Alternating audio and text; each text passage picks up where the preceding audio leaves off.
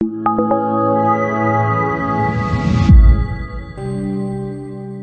Hayom Yom Shishi. Today's Friday.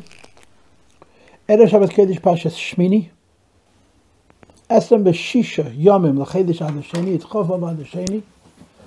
Tomorrow's Shabbos is Chov Zayin Ad Sheni. Hey Tov Shin Pei Dalet.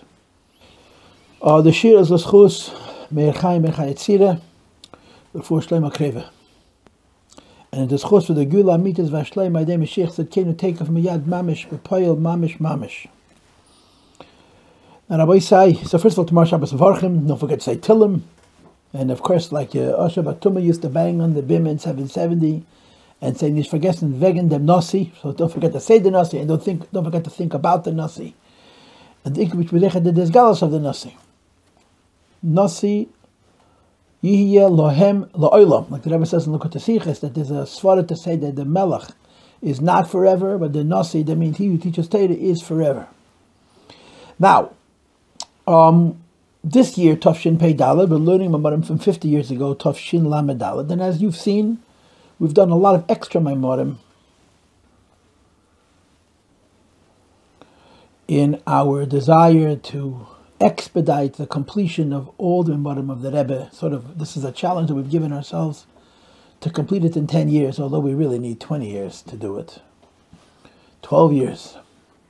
So we're doing a lot more Maimorim. So I've done from different places, right? A little from here, mostly Tov Shin Tes Vav and Tov Shin Tes Zayin. And so I'm way ahead. This is a Maimon from Pashas Emes. It's a Maimon from Lag BaOmer, which is from the calendar perspective 40 days ahead. So I'm going to be learning through the Shuas Maimorim Lamed Daled, and then I'm going to go back and do some Tesvav, and that's why I plan to do this in Mitzvah Hashem, with Epish Gem Koyach, and Zeit, and Seichel, and Klarkeit. Now, Rabbi said this Maimir is Gvaldik. It's a Mugga Maimir, and it came about in Toshin Mem Tes, which means it's Melukat Chele Gimel. It's a very Haskal Maimir. It's a very, very lofty Maimir. It's a very, very lofty Maimir. And if you, and I copied from the Teres Menachem, not the Sichos, but the Maimorim. The Teres Menachem Maimorim. That's where I took this from. I didn't take it from my Melukat, because my Melukat is all scribbled.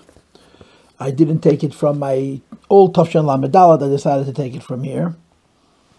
And if you're going to follow with me, so you're going to have my pages and my scribble. So if you look at my scribble, you'll see that I wrote Hakdama LaHakdama LaHakdama, and then Hakdama LaHakdama, and then Hakdama. In other words, before I start to teach this Maimir, I have to say one thing, and then a second thing, and then a third thing. But the third thing is real the Hakdama to the Maimir, so the second thing comes before the Hakdama, and the first thing comes before the thing that comes before the Hakdama. In case you're confused, I guess I intended to confuse you, but now please get unconfused and pay attention. This is a very, very deep Maimir. It's a very deep Maimir. And it's a Maimir about the Madregis of Rab Shimon Yochai. Who was Rab Shimon Yochai? Rab Shimon Yochai. You just say that name. That's all you have to speak about. It's how Rab Shimon Yochai is describing his own Madregis. He's telling us, he's telling his Talmidim, he's telling his Chavraya Kadisha, his own Madregis B'chlal, and his Madregis in the day of his Histalkus especially. So the Maimon goes on for 9 pages, right? Can I count? The Maimon goes on for 9 pages, 8.5 pages in this version. I think in the Melukat it's a bit shorter, the old Melukat. And the end of the Maimon is going to be that the highest thing of all is Neshamas Yisrael. Higher than the Teda. Both the Nigel Teda and the Nista Teda. Both the Nigel Teda of Rashbi and the Pnibis Teda of Rashbi. Higher than higher than higher than higher than higher is Yisrael V'Kuchabrichu Kolachad. The highest and the deepest thing that could possibly be is the connection between the Yid and the Eibishter. That in the day of the Histalkus of Rashbi was revealed by Rabbi Shimon Yochai.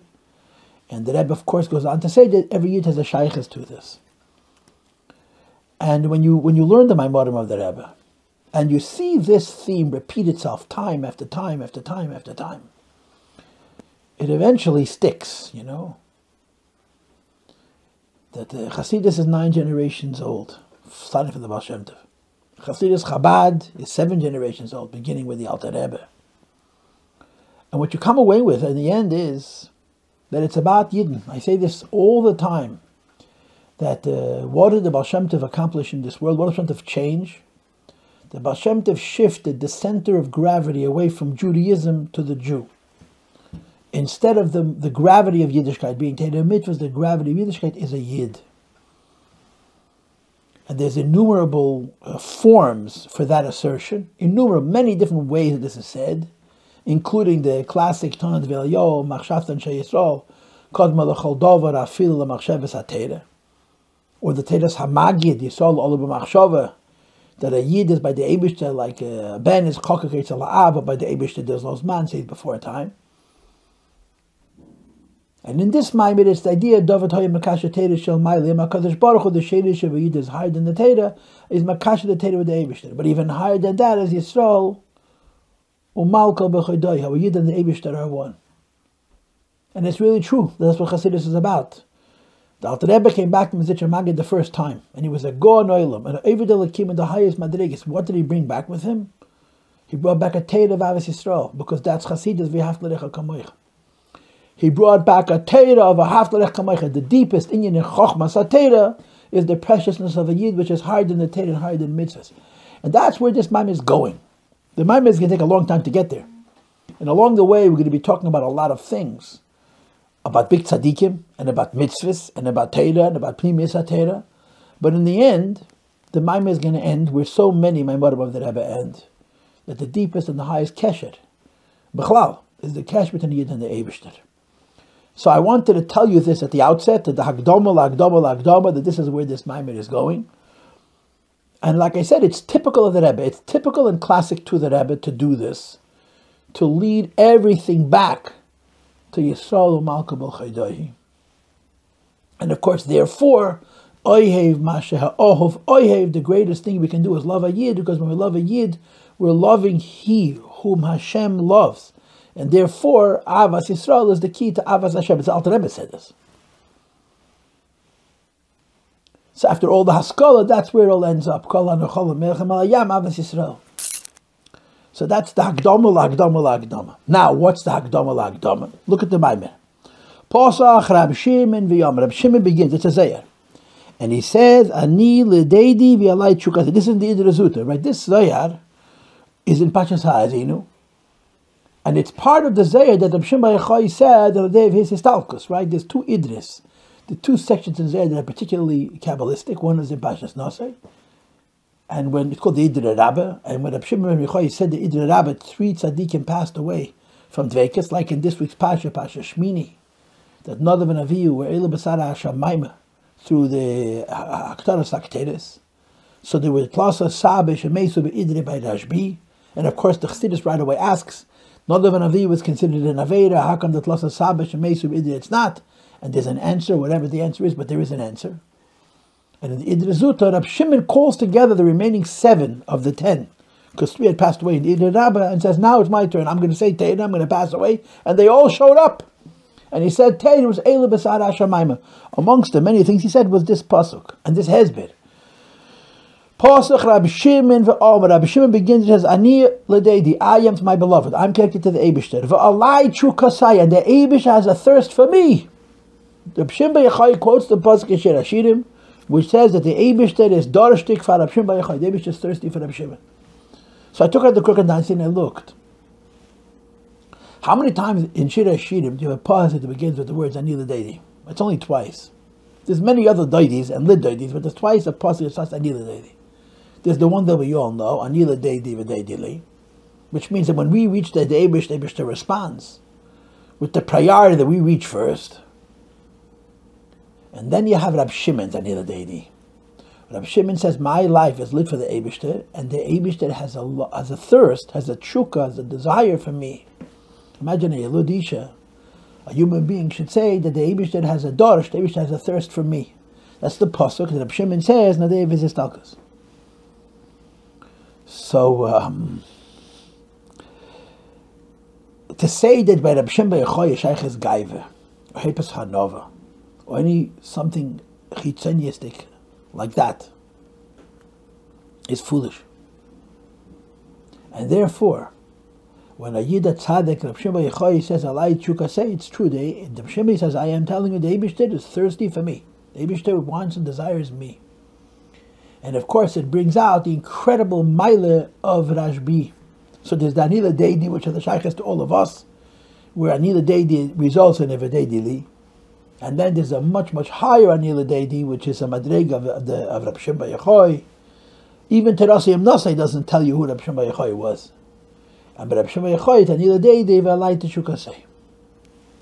So the second introduction is just to point out that you have, and this is in Shir Hashirim in many places, we have a pasuk that starts one way and goes off in different directions. And there's Chassidus on it, and to contrast the different psukim, the beginnings versus the ends, gives you an insight into what the Hari Boser and Hari Psamim is the end of Shir Hashirim.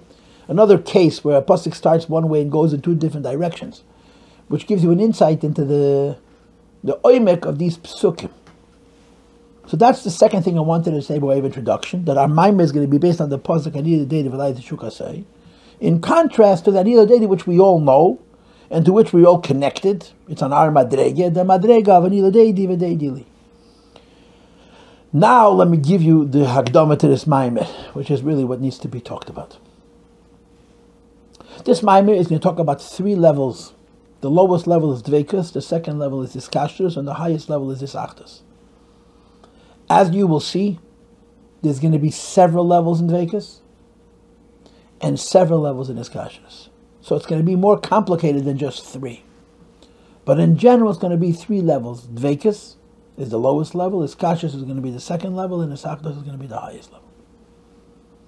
Now, my recollection is that there are other places where Iskashrus is considered lower and Dveikus is considered higher. And my recollection further is that there's a note from the Rebbe someplace about this, but I was never able to track it down. I asked people about it and they didn't know what I'm talking about. But in this Mamer, there's three levels. Dveikus, that's the lowest level. Iskashrus, which is the second level. And Isachtus, which is the highest level. But there's a depth to this. And the depth to this is very, very, very important. It's very, very important to understand the Mamer correctly. And it's also very, very important in giving to an insight into who Reb Shimon Yochai was. He was a physical human being on the physical earth. And the nature of his attachedness to the Eibishter is in such a high madrege that it literally boggles the mind. It Pashut is mind-blowing what kind of dargis Reb Shimon Yochai reached. And he's describing them in the Zayah. And the Rebbe, our Rebbe, in this Mamer, which is based, of course, on the Maimarim of the earlier Rabbeim, is flushing it out, is developing, is explaining it. Now let me explain to you the foundational idea of the conversation that we need to have about these three levels, Dveikus, Iskashrus, and Isachtus. Beklau, when we talk about relationships with the Eibishter, so the moment you say a relationship with the Eibishter, you're dealing with, to use the Lashon of Rabbi Yael, Olav HaShalom, Zechein Levracha, Tzvei Zachen. The Eibush does not have a relationship with himself. So it's only in the scheme of creation and in the scheme of creation's purpose that you could speak of Tzvei Zachen, or Drei Zachen, or 10 Zachen, or 100 Zachen, or 1000 Zachen, or 10,000 Zachen. There's no more than one in Atzmos V'Sein Baruch Hu. So in the scheme of conversation about the bringing together of more than one, there are two very, very big ideas. One big idea is bringing together two separate things. It means the Eibishter and his creation that are initially two and they're being brought together when you're talking about Nivraim, creations. Creations, really, bedaka min adaka at least, are klipa. Because a creation means that it's separated from the Eibishter. Its own perception is the Lashon Rambam is about Malachim Yedim Esatzmam. First they are aware of themselves, and only afterwards Yedim Esatzmam they know their cause. Meaning they have a self-identity first, and then a bittul talakus second. So they're called Nivraim, creations. And creations are separate from the Eibishter in their own perception. When you speak about creations, and creation's relationship with the Eibishter, you can talk about different levels. A relationship with the Eibishter based on bittul, a relationship with the Eibishter based on feeling, a relationship with the Eibishter based on the senses, a relationship with the Eibishter based on the mind, but it's the relationship between the Eibishter and a being which is categorically removed and separate from him in its own experience, in his or her own consciousness. And there's different levels. And the word that I would like to use to represent those relationships is bittul. There's a being which is a yesh, whether it's a physical person or it's a physical animal, or it's a physical plant or a physical mineral, or a metaphysical angel or a metaphysical spirit, ruach of some other sort, that their very essence is themselves. They're nivroim, they're nivdolim, as it's called in the Rambam, like separate from the Eibishter, and they have a relationship with him. So it's a relationship that begins with a separateness, a true separateness. So the word that I would like to use to denote those relationships is bittul. And as I've told you in classes that I've given earlier, the idea of bittul that's important to appreciate is bittul means first I'm separate and then I'm surrendering that separateness. First I'm myself and then I'm joining my selfness with the Eibishter. And like I said before, there's various levels in bittul. But then there's another category. Another category is elikus, godliness, which of course in Chachmas Achkirin, Chachmas Aseichel, you don't have it at all. So the Rambam gets off the bus at this point, although it says in Sefer Asiches Tavshin, Ka'ich Tavshin, that the Rambam when agrese makubel, Lord in Zayin Tzaddik when agrese sakona, so Magaza, we hold it, was said for the Bashot of himself. And the Rambam was a big makubel, and the Raya is that in the beginning of the Rambam he's Merambam Teshem Avai. Meram is Teshem Avai with the words Yeseid HaYeseides V'Amud HaChochmas Rosh Tevis Havaya. But Bepashtas he was a chayker, he was a philosopher and not a mystic. So the idea of godliness, which is something which is not a creation yet and not God anymore, it's, so to speak, the light of Hashem, the expression of Hashem, doesn't exist in Chochmas HaMechken. But it's the foundation of Chochmas HaKabbalah. And there is a whole nother set of relationships and a whole nother set of rules of relationships when you're talking about the relationship between Elikus and Elikah. In one sentence, when you talk about things that are separate from the Eibishter, relating to the Eibishter, there's two categories. Nivroim, that are separate from the Eibishter, to the Eibishter, and Elikus, which is not separate from the Eibishter at all, but because it's a Metzias Nimtza, has a relationship with the Eibishter based on the fact that it has a Metzias. So, if I had to use words which I don't want to use, I would say we're taught the two basic concepts are the bittul of Nivroim and the bittul of Elikus. But I don't like to use the word bittul for Elikus. I like to use the word dveikus for Elikus. Because the basic definition of bittul means first I'm myself, first I'm separate from you, and then I submit to you. Elikus doesn't have an I. Elikus doesn't have a self. Elikus is simply an expression of Hashem, or I like to say it, godliness is an expression of God. If you would meet godliness, whatever you would ask, he would answer, meet my source. His whole Metzias is its source. There's no Metzias b'fnei atzmi. There's no Yeshus. So when you learn Chassidus, you'll have many Maimorim that will delve into the bittul and the different levels of bittul as it relates to Nivroim. I'm separate from Hashem and I'm joining. Then you'll have many other Maimorim which will talk on different levels about Elikus. And we may use the same language, but we don't mean the same things. When you're talking about Elikus is always bittul. Because Elikus has no Metzias to start with. Nevertheless, in Elikus there's madregas. So we have a Mamer. That is Rabbi Shimon Bar Yochai talking about himself. And he's telling his Talmidim, here's madregas of connection to Hashem. And he starts with the words, Ani l'deidi v'alai teshukaseh. The Eibishter desires me. And like I said before, it's impossible to say that by Rabbi Shimon Yochai. There's a possibility of Inyanim Chitzeinim, Gaive, Yesh, it's not Baba Maises. Rabbi Shimon Yochai is Rabbi Shimon Yochai. Elikus Alei. And Rabbi Shimon Bar Yochai is going to describe his relationships with the Eibishter.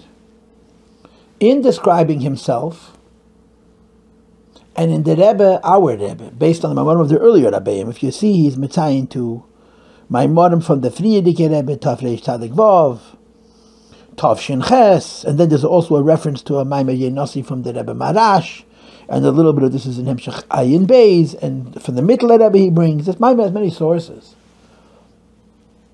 In order to explain how Rabbi Shimon Bar Yochai is describing the nature of his connection to HaKadosh Baruch Hu, we're going to be discussing the three levels of Dveikus and Hiskashus and Achdus, but you must understand. Dveikus is the lowest level, Iskashus is the middle level, Isachtus is the highest level. And there's going to be several levels of Dveikus, several levels of Iskashus, until you get to Isachtus. It's all Elokus. Nothing in this Mamer is describing Yeshes at all. Nothing in this Mamer is describing a Metzias of Efshariya Yeshes. In other words, the lowest idea in this Mamer is what you and I would call Atzilus. And it goes higher and higher and deeper and deeper. So to learn this Mamer correctly, you must appreciate the foundation. The foundation is that B'Shem B'Yachai is talking to us about his Madregas. Now, B'Shem B'Yachai was a physical human being, a Basar Adam.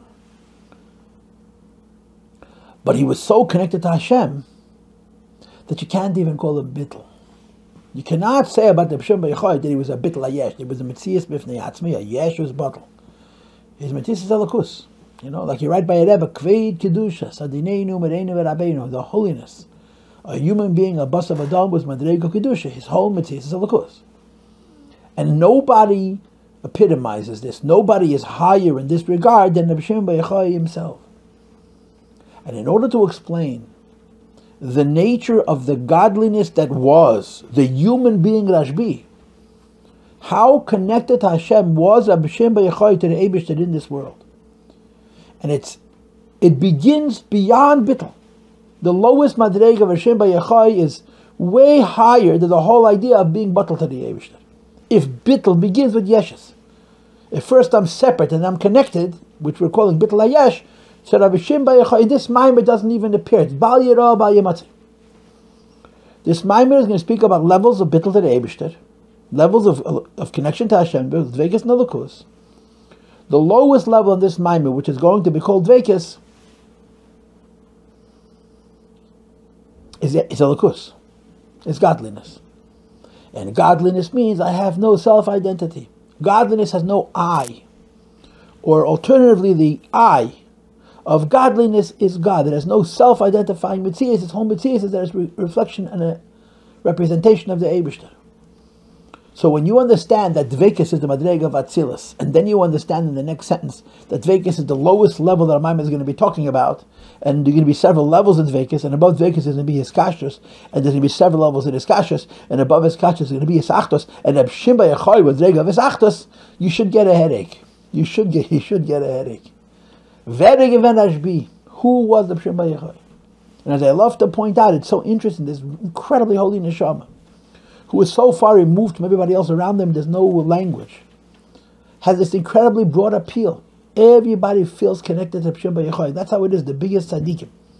Who l'choyre mitad madregasam, mahus madregasam, are b'chlal beyond the whole idea of chavercha b'teiru b'mitzvahs, which have any real relationship with them. Everybody knows, and everybody values, and everybody cares about, and everybody learns from, and everybody benefits from. So there you have it. This is the beginning of the third introduction.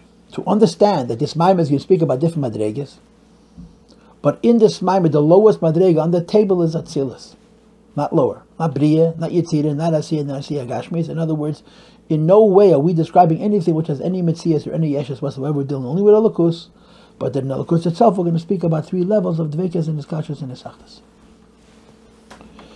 So let's talk about this. Let's talk about these three levels of Dveikus, Iskashus, and Isachtas. But first, let's talk about the difference between the word Nivra and the word Elokus. The word Nivra and the word Ha'atzal and Netzal and Maitzil. Nivra means a creation. A creation has to have borders, a minimum of time and space and some kind of a form, and an aspect of separateness from Hashem. Elokus, godliness, which, as I tell you in all of my classes, is an idea that's non-existent in Chofetz HaMechker, right? In Jewish philosophy, in the Rambam, and the Even Ezra, and the Ralbag, and the Rabbi Yosef Albu, and in the Yehuda Halevi's Kuzri, there's no such concept as godliness. Godliness is not God anymore, not a creation yet, or as I like to call it nowadays, God interactive. The difference in God and godliness is that God is Metzias, Motzi built in Metzias, as the Rambam calls it, Metzias built in Metzias Nimtza. His existence is entirely by himself, to himself, in himself, with himself, and alone. Elokus, godliness, which you can call the face of God, the light of God, Shem Havaya is the idea that there's an expression from the Eibishter which can touch and be touched by the creation. But godliness has no yeshus. Godliness has no self-identity whatsoever.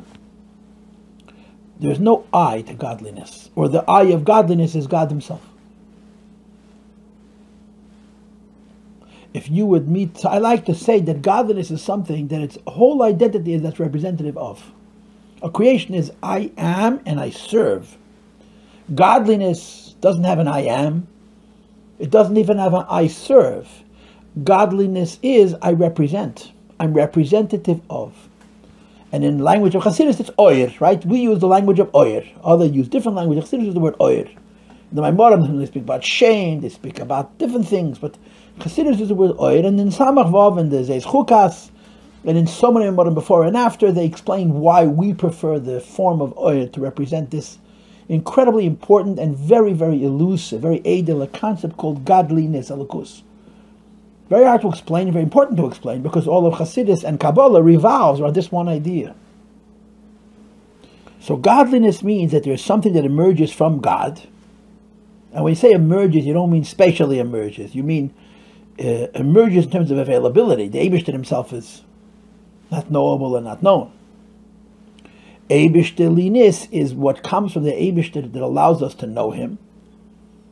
And it comes from the Eibishter in a way that allows us to know him in such a way that there is no separateness of this medium by which we know from him who we are knowing.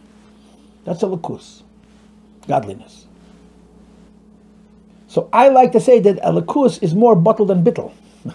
Even though in Chassidus we use the word bittel for a lakus, right? Bittel yesh you can't use for a lakus because it has no yeshes.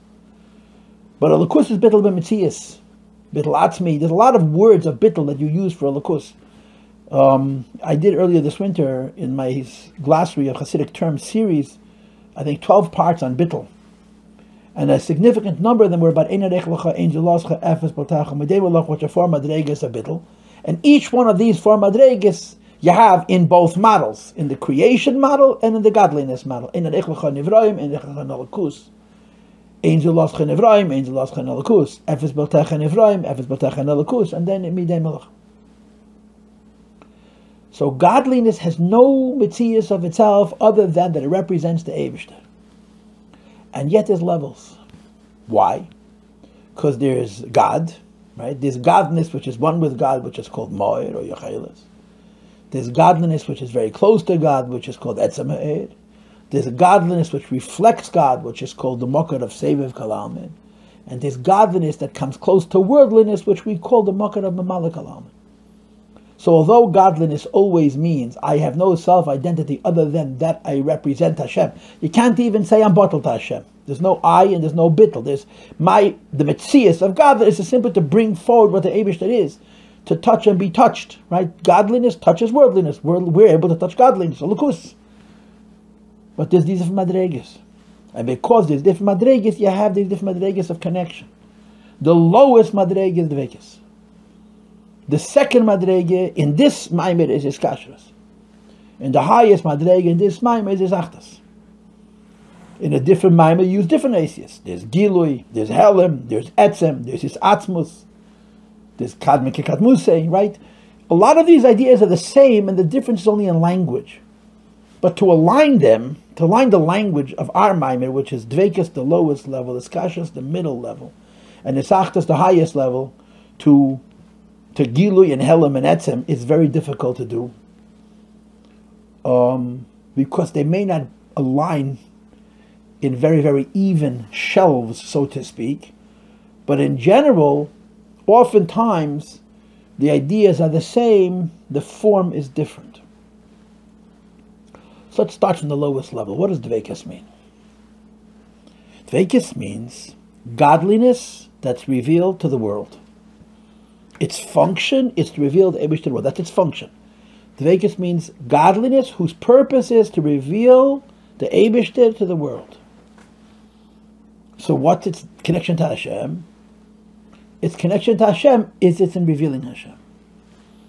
Now revealing Hashem to the world is a relationship with the world. But it's revealing Hashem to the world in the kind of way where it's not a thing that's separate from Hashem and separate from the world, that's introducing the Eibishter to the world.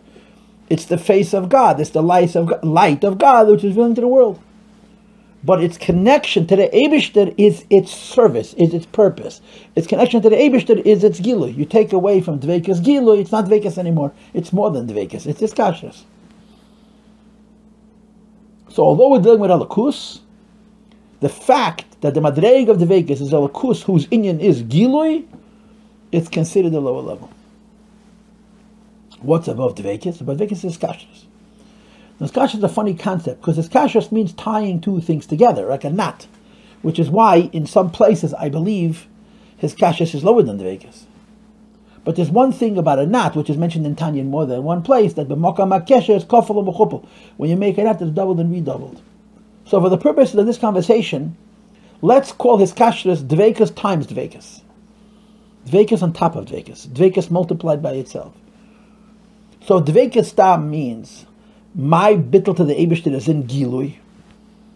So if my bittul to the Eibishter is in Gilui, I have no metzias other than Eibishter, but I have a metzias of being Magala the Eibishter. So what's Dveikas times Dveikas? That I can't even reveal the Eibishter. That because of the attachedness of the Elokus to its source, it's so davuk that you can't even be in of Gilui. Meaning to say, Dveikas means the nature of the bittul of Dveikas is that I reveal Hashem to the world. And in revealing Hashem to the world, I'm, so to speak, representing Hashem, and I have no mitzvahs of myself other than that representation, and that's my bittul. In Hiskashus, there's not even a Gilui. But in Hiskashus, like in Dveikas, there's, to use the Lashon of Rabbi, Tzvei Zachen.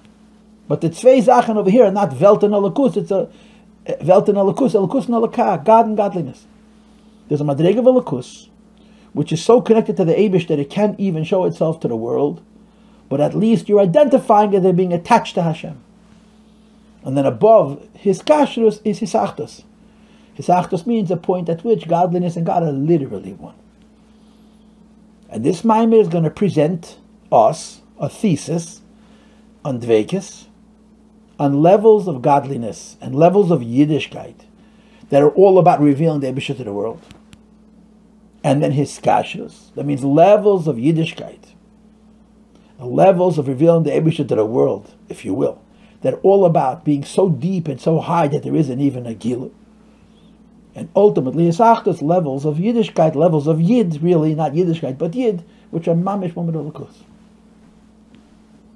And this fancy schmancy philosophy is going to be juxtaposed against the life of Rabbi Shimon bar Yochai. And what we're going to find is that the lowest madreges of Rashbi is his kashrus. First, Rabbi Shimon bar Yochai's lowest level, Rabbi Shimon bar Yochai's beginning, is higher than Gilui. Rabbi Shimon bar Yochai's neshama in the beginning of his life is bechat ketira is katad, his kashrus. So Rabbi Shimon bar Yochai's starting point from the bottom up is above the madreg of Atzilus, which is mind-blowing. But as he lived his life, he grew higher and higher. And the culmination of his life, as you know, by tzaddikim b'chalal, is the day of his istalkos, the day of his ptira. And on that day he says, B'chad ketira is katarna, that's my whole life, be'yizdapchis, be'yachida, be'lehita, be'yizdapchis. But the emphasis on the word be'yachida. The Rashbi says, in the day of his istalkos, he achieves mamish esachos with the Eibishter. So the Maimon is going to develop for us what Dveikus is, and a number of levels in Dveikus. The Maimon is then going to move on to explain to us what his kashrus is and various levels of his kashrus, leading to a full comprehension of what the Shimon bar Yochai was during his lifetime, and the idea that he reached the madreg of his achdas and the day of his istalkos and his ilula, petira.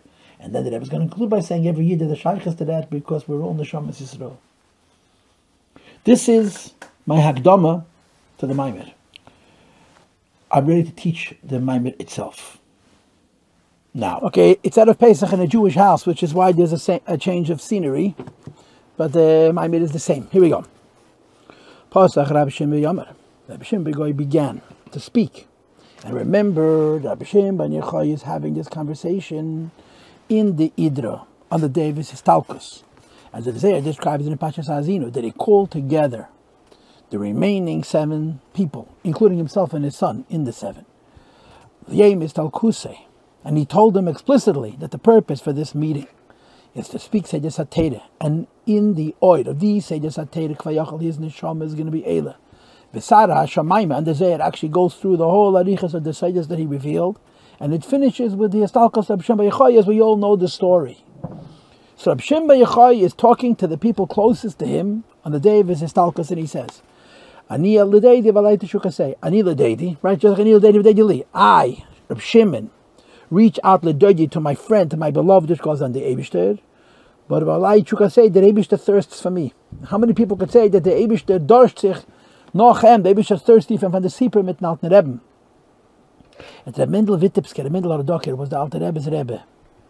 So Begashmias, he was his Rebbe just for a few years, from the time the Histalkos of the Rabbi Avram the Malach until he went to Eretz Yisrael, which may have been a year or 2, from Tovkuf Lamed Zayin till Tovkuf Lamed Chesr Tes.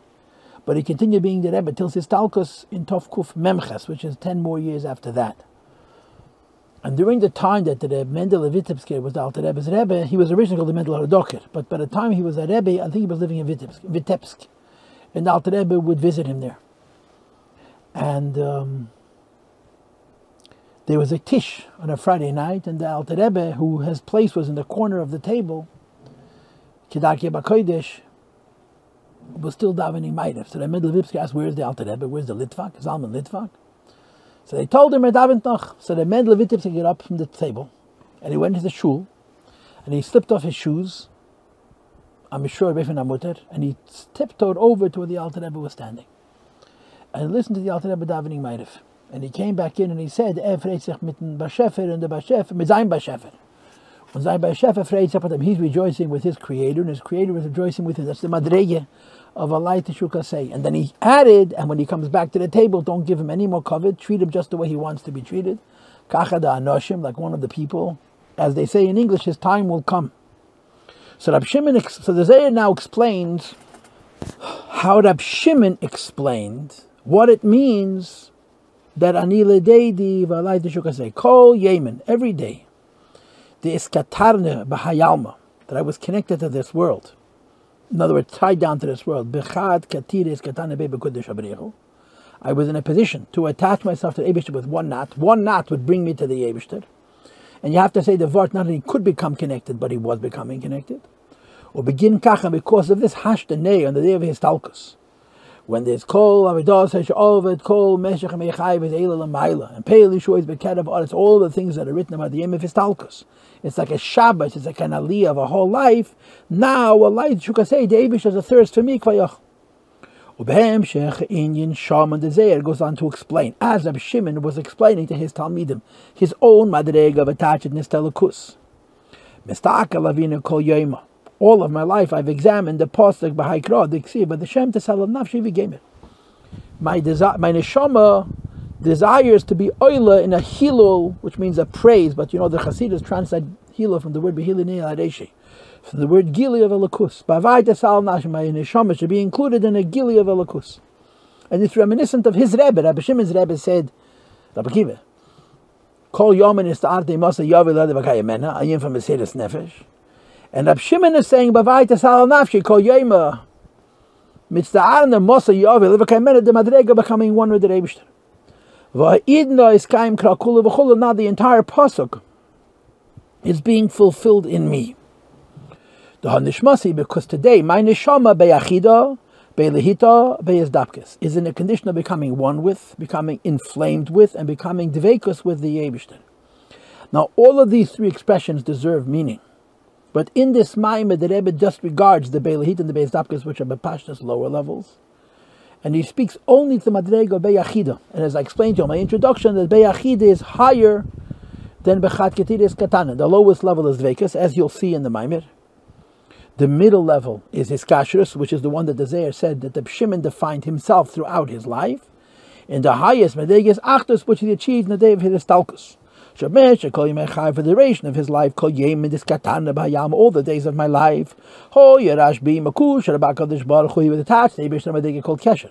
Is Katarna who Lashon Kesher, the word is Katarna from the word not, because in Aramaic the tes and the shin are interchanged, like it says in the pasuk Vatik shal yodei shani v'gemer, that the Meyaledes tied on the son of Tamar, who put out his hand first, and then the second son Ma'aparat Salecha Paratz came out of the rechem first.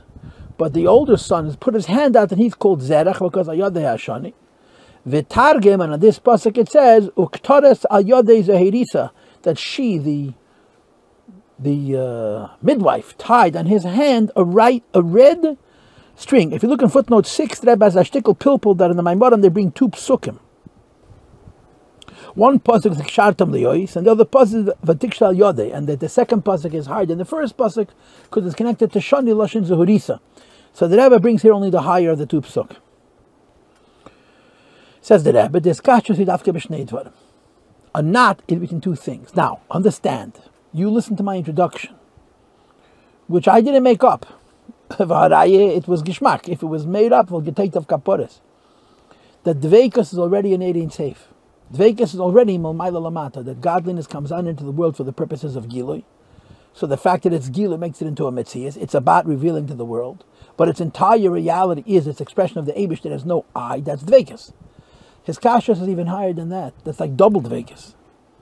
But still, there's some kind of a metzias of Eid, as you'll see in the Mamer. So when it says over here, kashas b'shnei dvarim, it doesn't mean a keli and an Eid, or a gufen and a shama, or a world and a lakus. It means a lakus and a lakah. It's even as kashrus, which is godliness, and the madregi, which is equal to higher than atzilus, which is the baseline madrega of Rashbi. He lived in Kesser, so to speak. His connection to Hashem was in a madrega, which is equivalent to Eisis Hakika. The godliness and the God are one, but it's still Shnei Dvarim. Because even though higher than atzilus, his kashrus is a helam and not gilui, there's some kind of metzias which is knotted. Va'id nabayei mistalkus, on today on the day of his histalkus, he gil adagan yas yesram shemei, which is the highest madrega they're ever going to reach.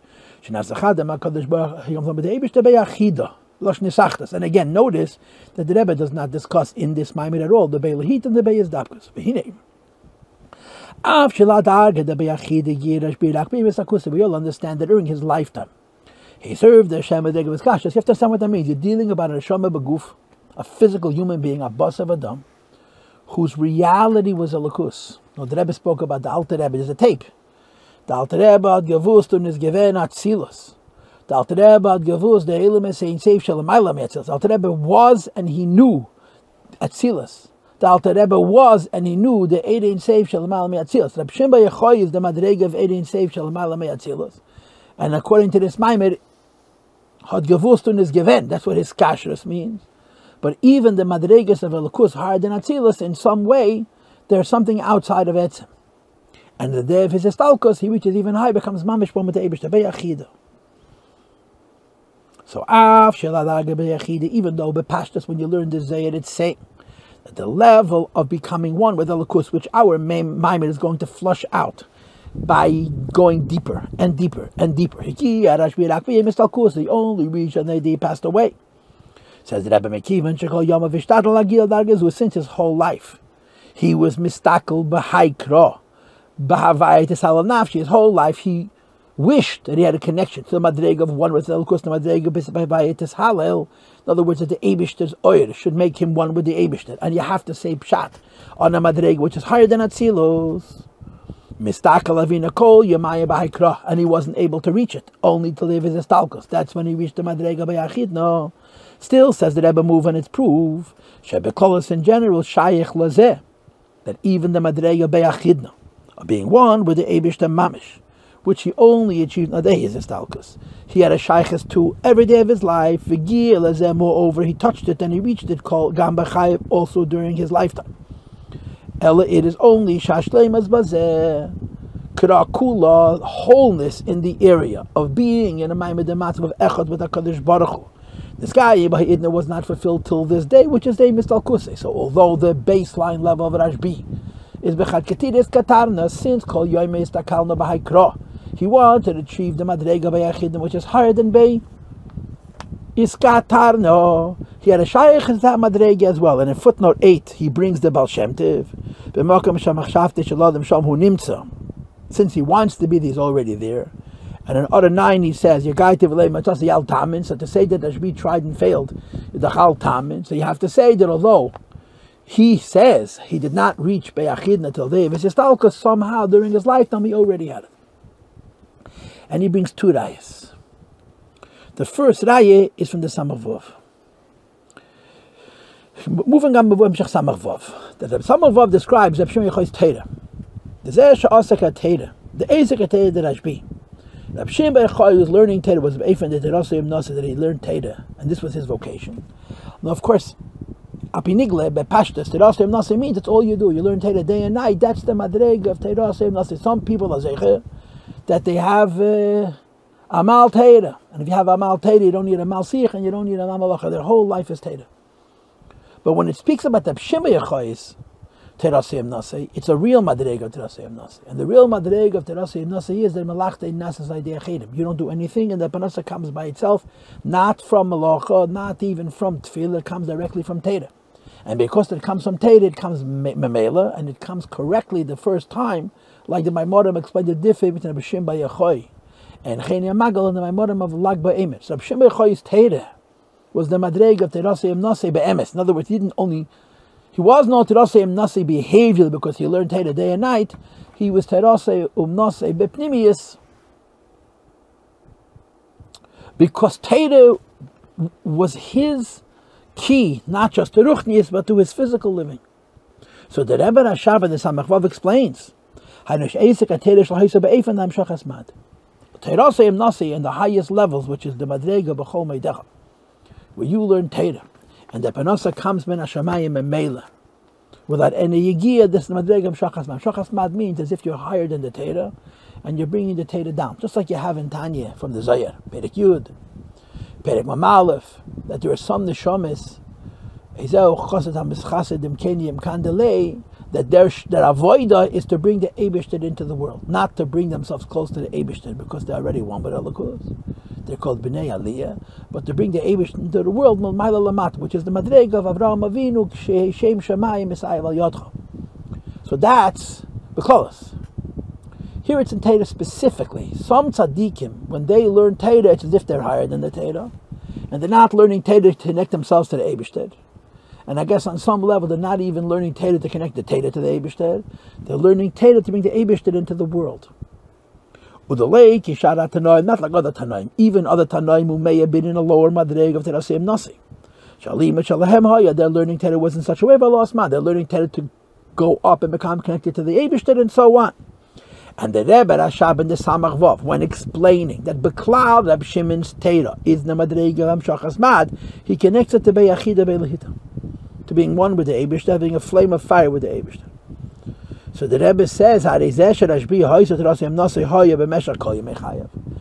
Shimon Yochai did not achieve Teirasem Nasi on the day he passed away. That was his life. And the Rebbe in Samach Vav connects it to Beyachida. I don't know why he puts Beyachida in Segraim and Beilahita out of the Segraim. I don't know. You have to probably look up the Samach Vav.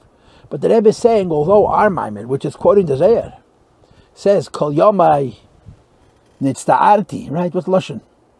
Kol Yomai Mistaka Lavina Kol Yomaya B'hai Kra. I wished and I didn't reach it.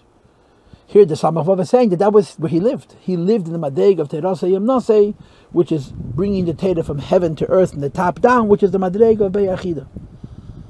It's like most people, the way you learn Teira, first there's Cheshach and then there's Eir. First you don't understand and then you understand. So the Shachar, the Asis, and the Sefer Teira are Mailam and the Lovin. But Neshamas like Rashbi, it's not first you don't understand then you do understand. It's the Shachar, the Teira is Eir. And through the Eir, Mavin, Dava, Meteich Dava, through the Eir of the Mamalik Kalaman of Teira, the Slapsh Teira, which is the Asis Teira, which is the Shachras, which is called the Heira Uchmaya V'Shayches to the Heira Chivra, to the Einin Seif. And the second proof is that Shimon reached the Madreg of Beyachida even his whole life, not just that he passed away. They bring the words Beyachida. In other words, a lot of Maimorim don't make the distinction that the Zohar is making here in the Idra Zuta.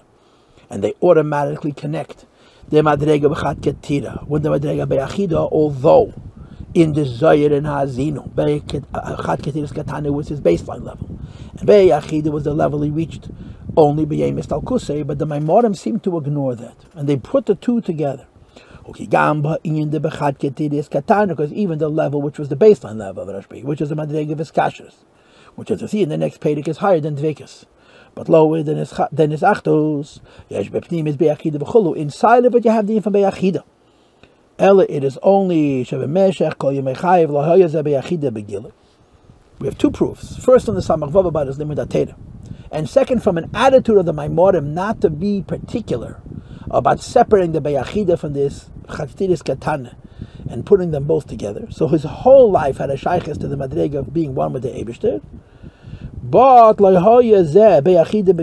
idea that Hashem is one with the Eibishter was not revealed until the day he was Stalkus. That he was neshama was ela b'sara shamayma. Oz mizgala pnimis asherish v'malkasha kolon yana vedas other. On the day that a person passes away, there's a culmination, there's an ascent and including in the source of everything the person did during the course of his whole life. Avedas adam sha'avad b'meshach kol yemei chaya. Whatever you do during your lifetime is ela l'mayla. Just like on Shabbos, there is an aliyah for the Aved of Sheches Me'achel. And just like on Yom Kippur, there's an aliyah for the Aved of Kol HaShana Kula. On the Yom of Histalkos, there's an aliyah for Kol HaChaim Kulam. As the Rebbe once said in the Sikha, after Mashiach comes, and there's the Yom Tchias HaMeisim, the Neshamas are going to come back, are going to commemorate their yard sites. Because their yard site is the aliyah for every avodah that they did during that year. Oz Mizgala Pnimis, then it was fully revealed. The idea of Chadketiris Katana, that the Pnimis of Chadketiris Katani isn't only that the B'Shem B'Yachai was the Madrig of his Kashrus, which is only his kashrus, which the Rebbe called in the previous paragraph. Dafka b'shnei devarim. Even though you're talking about a lakus and a lakus, and even though you're talking about a lakus and a lakus above the madrega of giloi, above the madrega of atzilus, but there's still some kind of a concept of trei, of two, of shnei devarim. On the day of his estalkus, who leirak his kashrus on beyachid, and was really from beyachid. So the Rebbe establishes the soyer. And he tells us that the emes is the whole life of Rabbi Shimon is the Madrega B'Yachidna, even though the fullest gals of that idea was only the David's Estalkas. Perik Beis. And I guess you can say the Rebbe goes backwards, right? We establish who Rashbi is. Before we continue explaining who Rashbi is, we talk about the three Madregas of Dvekas, and then his Kashrus, and then Achtas. So Dvekas is going to be Perik Beis, and then in Perik Gimel, and Dalit, and Hey. And at some point, we're going to move on from Dvekas to Hiskashras. And what's going to be the second Shir, which is in Perek Hey and Perek Vav, we're going to move on from Hiskashras to Achtos. And as you'll see, there's more than one Madrega in each. Let's start with Perek Beis. In order to explain the difference between Bechad Ketiris Katan the Madrega of Hiskashras and Beyachid Nadin V'Sachtos, that although Bepashtas, Rab Shem B'Yachai only reaches the Madrega of Hisachtos B'Yemis Talkusei, but his whole life is defined by that because of that hunger and that pursuit, like it says in footnote 8, and because of what it says in the Samach Vav and so forth. So Behegdim, let's first go back to even lower than his Kashrus. Before there's his Achtos, there's his Kashrus, and before there's his Kashrus, there's Dvekas. Now I gave you a long introduction to the Mamer, and what I did in that introduction was what I did in that introduction was explain to you that all of these are levels in the Lakus. There's no bittel here. There's no being which is separate from the Eibishter, which is joining with the Eibishter. It's only beings that are already one with the Eibishter, and the Shaila is only how one with the Eibishter it is. Dveikus is one in a way of Gilui. His Kashrus is a one in a way where there could be a Gili, but the Gili isn't there because of the Kesher. And his Achtos means literally oneness. There can't even be a possibility of Gils. As I explained to you at length in my introduction, Madregas of Elikus. So the Rebbe says, B'Yadua, let's preface first, Gam his Kashrus is Malam Dvekas. In order to explain his Kashrus, let's talk about Dvekas. That Dvekas is Bechitzein, is the term Dvekas, is used in Torah to denote the connection between superficial things, external things. That means things that are really separated, like the Lashon that Rebbe used in the previous page, Shnei Dvar. As the Pasach says, as a girdle, as a belt, is attached to the thighs of a person. So the term that to denote the fastening of the belt around the person's masnayim is dvekas. So the joining together of the belt And the Masnei Ha'adam is called Dveikus, which on the one hand shows how close they are, on the other hand it shows that Dveikus is a limited connectedness. Now I would argue that when it says over here, Yidbek Ha'ezer Al-Masnei Ish, it doesn't mean a gartel, it means the Kalim of Nehi with Masnei Ish, with the Eires of Nehi. Because you're dealing with Al-Kus, you're not dealing with Nevrayim. But next to his Kashrus, and certainly next to his Achdus, it's called Chitzenius. Shadveik is the Ezer Lamas Neha'ish, the attachedness between Ezer, which means a girdle, a gartel. And the thighs of a person, the loins of a person, is Rakle Chitzenius, is the secondary level of the person. And accordingly, his Kashrus is Bepnimius. His Kashrus is deeper. Dveikus is used in the context of Inyanim Chitzenium, and his Kashrus is used in the context of Inyanim Pnimiyim. Brings a Raya. Where do you have the weirdest Kashrus and Teda by Yankov Avinu ben Yamin, that there was a connection between the Neshama of Yankov and the Neshama ben Yamin. It doesn't say Vehu Kasher boy. It says Nafshek should have been Nafshek. The connection between Yamin and Yankov Avinu. It's not the Guf of Yankov Avinu. It's not the Guf of ben Yamin. It's the Neshama, Nefesh and Nefesh. In other words, it's Amagye Bepnimiyus. So although Dveikus is also an Alakus, relatively speaking, it's Chitzenius. Relatively speaking, it's Shnius. Now the Hasbara Shabbat is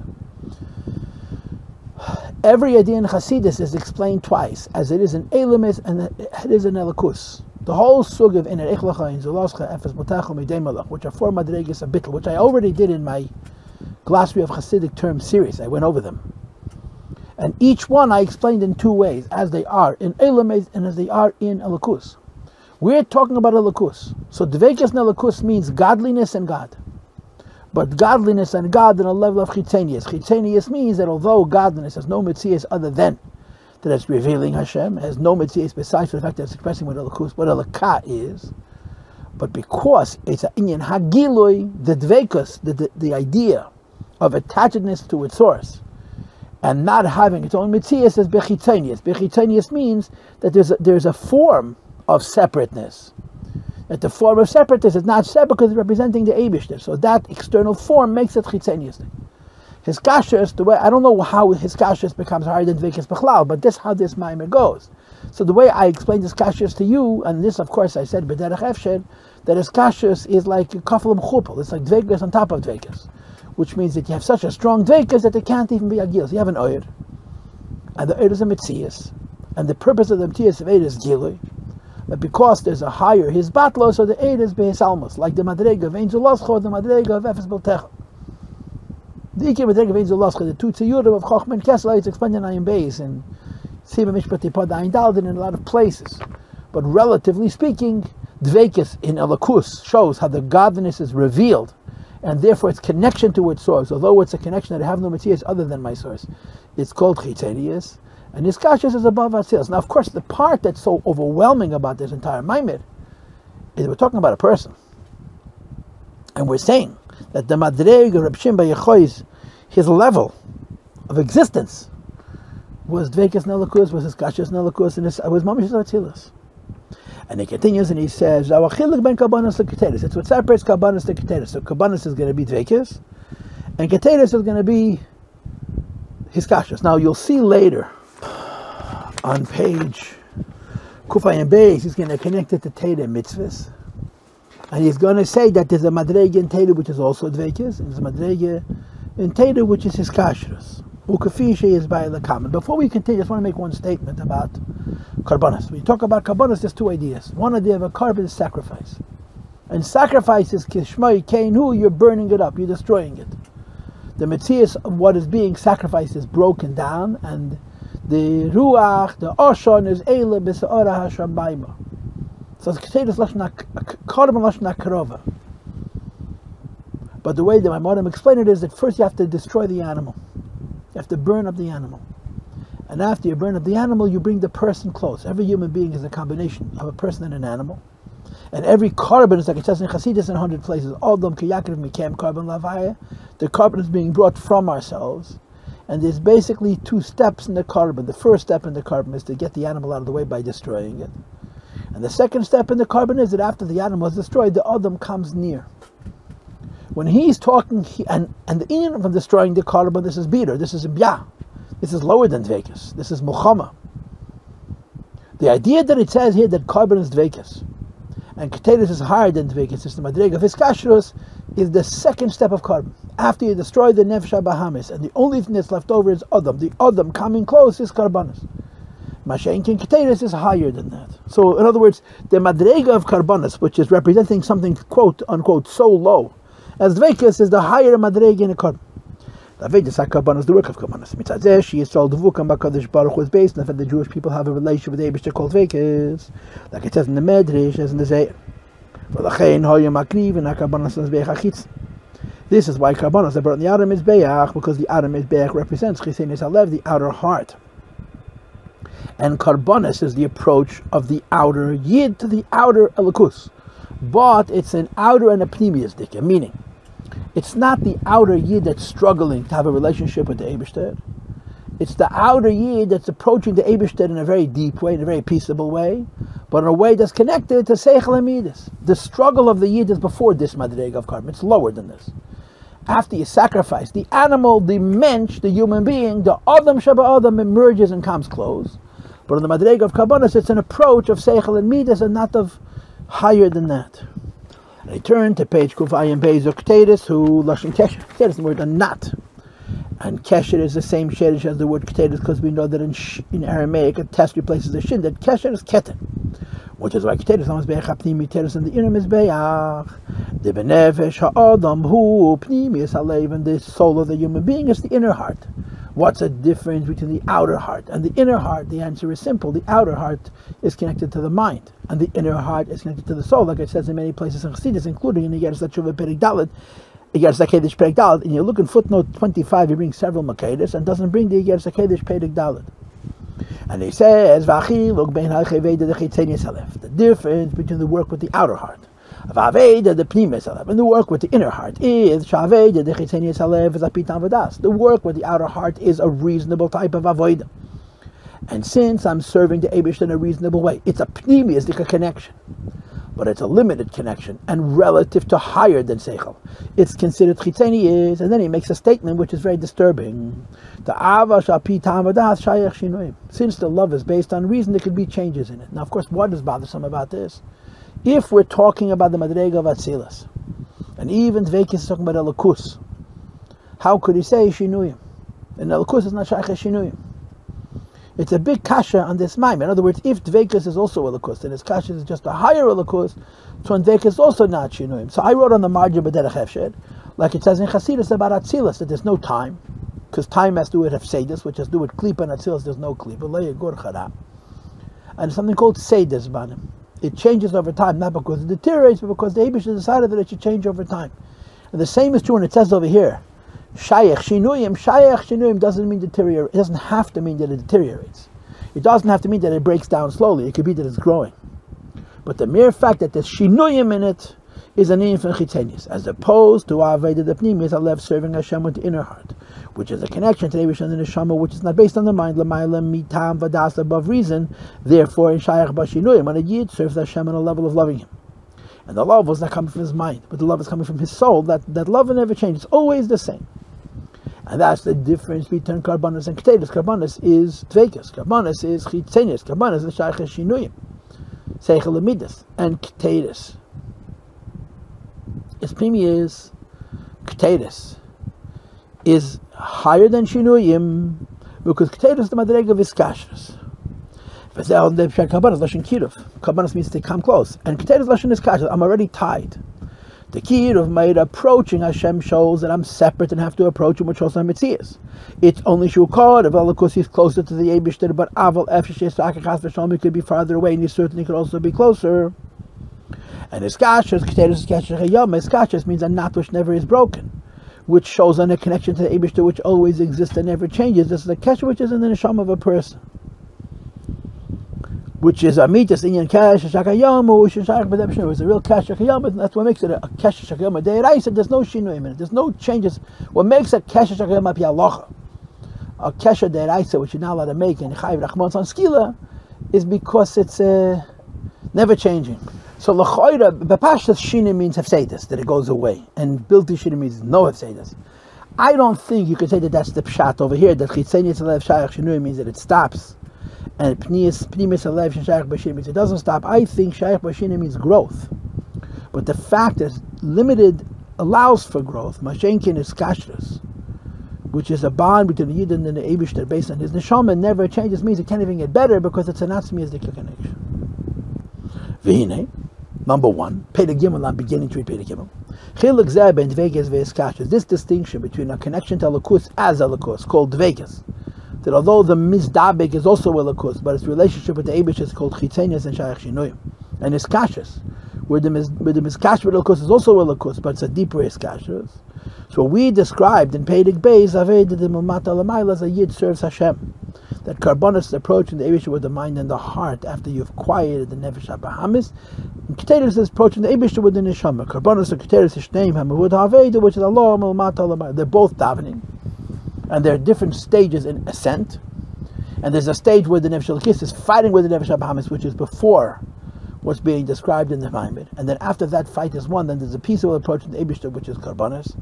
And after that, there's an idea of B'chad Ketiris Katan to be connected to HaKadosh Baruch Hu in a way which has to do with the Neshama, not with the mind. And therefore, it never changes, and it's a third step, it's in Keteris. But just like we explained the three levels of Mulchama, if you will, which is not in the Mamer, and the connection, Chitzeniyadik of Dveikas of Tefillah, and the more Pnimidik connection as it relates to Keteris, says the Rebbe Chiluk bein dveikes v'eskashas binyan hamshacha malmayla lamata. There's also the difference between connecting to Hashem on the level of eskashas, where you're mamish one with the Eibishter, and connecting to the Eibishter on the level of dveikas, where you're separate from the Eibishter but you're still connected, can be explained by the difference of Teir v'gamach. That Teir is going to be eskashas and mitzvahs are going to be dveikas, as you'll see to develop over time. So the way it breaks down is that Keteris and Karbonis are Mulmata Lamayla, are Tefillah.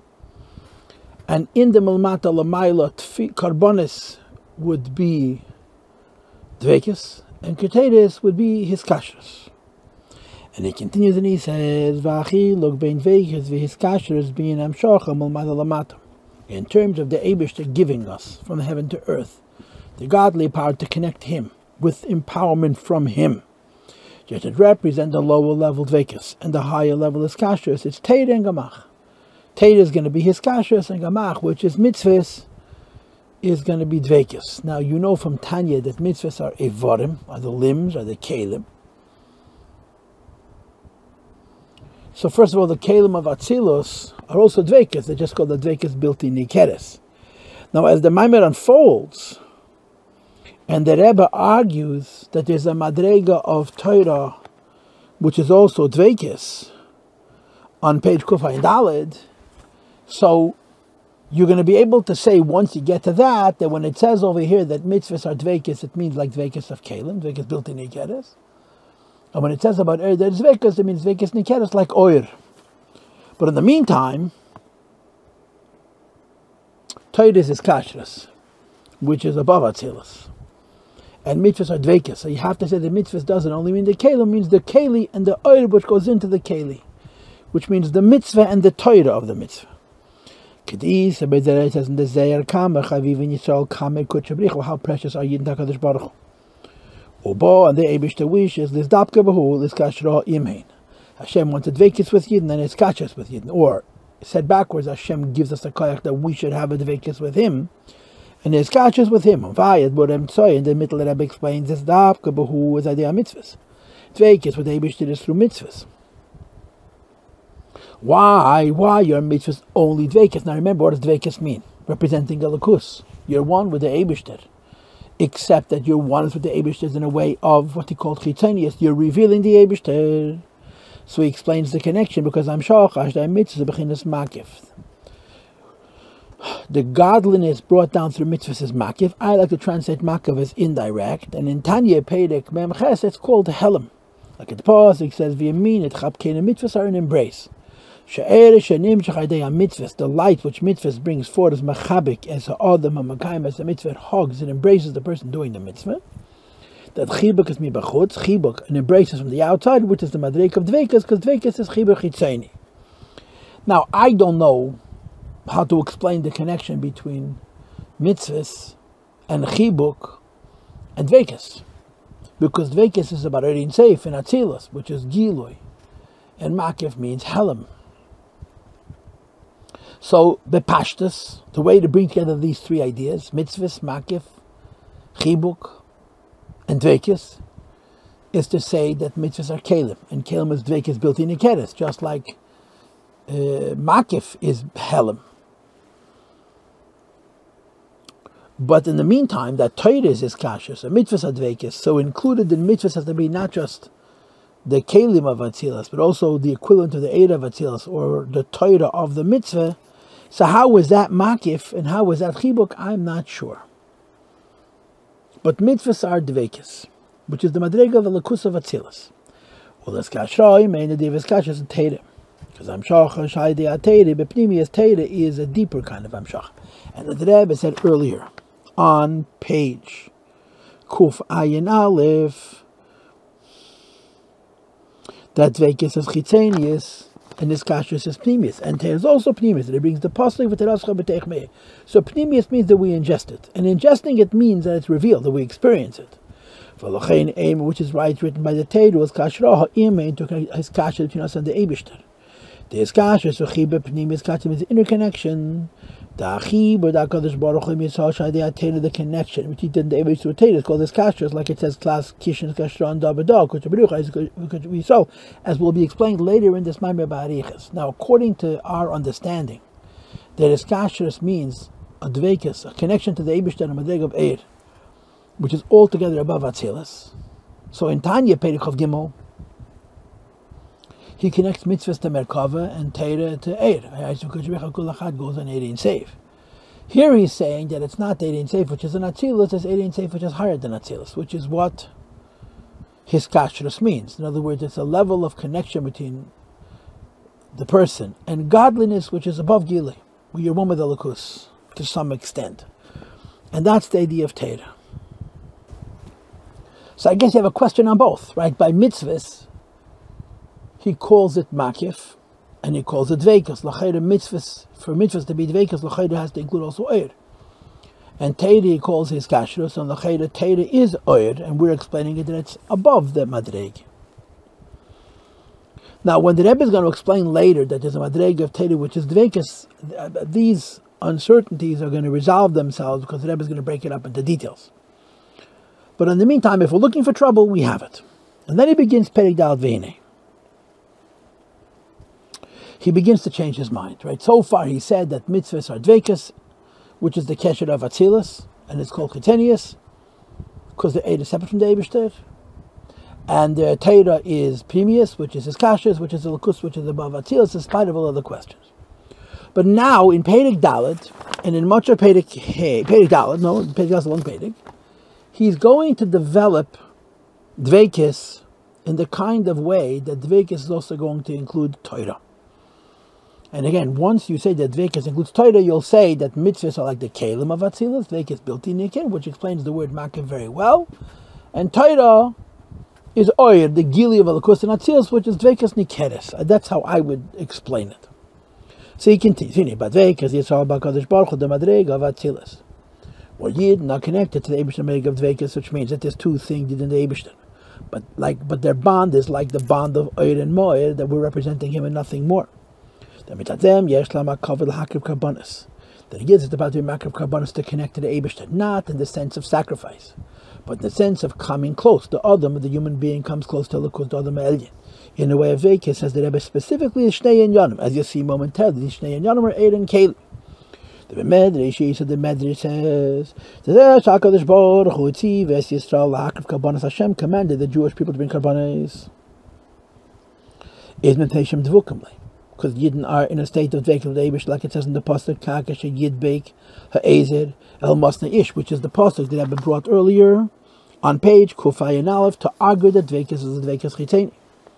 However, which makes Karbanis, like Tefillah, Makif, like mitzvahs, in other words.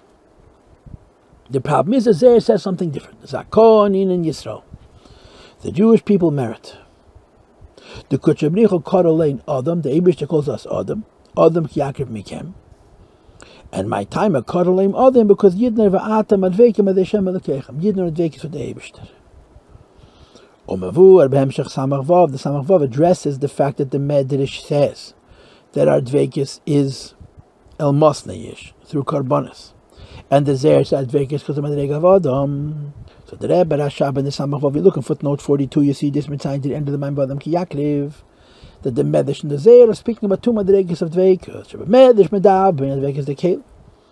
The Medrash is spoken about the dveikus of kelim. The dveikus of kelim is called dveikus built in Nikeres. It's a lakus, but you don't see that it's a lakus. Shah kelim hebechin is mitzias. Kelim are a form unto themselves. Vahayichod that dveikus shalhem, and the union between kelim and a lakus ein yichad atzmi. It's not a oneness on a level where they're absolutely one. In other words, you're bringing together two things that although when they come together they become one, but they're not one of the kind of way that they were never separated, which of course is very difficult to explain in a lakus. But the vart is the very fact that it's gili lakus, and the in of gili lakus is bishvil ha'elameis, and specifically in the madrega of kelim makes it somehow philosophically, although actually not the yichud atzmi. Which is why he brings the pasuk kasha yidbe ke'ezer b'masn ish, which is ezer, which means the girdle. Is metzias liatzmi, it's one thing, it's entity unto itself, which is davik laha'ad. Obezeyar and the zeyer when it speaks about yidden being choviv, because they're called adam, and they bring karbonis. He brings the pasuk vatam avekam b'sham alekechem, goes in zikas of edus. And oyer means it reveals the Eibishter to the world in the kind of way where it has no metzias except to reveal the lakus. Shadveik as vayichad edus, the union of a lakus on the madreg of Eden. Lakus is a madreg of yichad atzmi. It's one in a level of etzem. Of course, you can question this also, because Eden, in a way of gilui, is not yichad atzmi, right? There's a ratziv v'shev, there's a mati v'le. It's not one with the Eibush on a level of etzem. It's one with the Eibush on a level of gilui. But I guess next to kelim, it's considered a yichad atzmi, which is why he brings, instead of bringing the pasuk kashi yid b'ka eze b'masne ish, he brings the pasuk of atam advekam d'shem alekechem, which is vekas mamish. So, although before we said that mitzvahs are dvekas and Teira is his kashas, now we're saying that Oyer and Keli, both of them are madrega of dvekas. The reason why Oyer, not only Keli is called dvekas, because dvekas are bechitzenius. Look at the words. Even Eid ain't safe. There is no mitzias other than there's Emei and Amor. So mitzias represent the Eibishter. But represents the Eibush in a way of Gilui. Representing the Eibush in a way of Gilui makes you Davar Nesa, makes you Chitzonius, and makes you Dvekas. So we're changing. We're not saying that only Kalim or Mitzvahs are Dvekas. We're saying also Eir and Teira is Dvekas.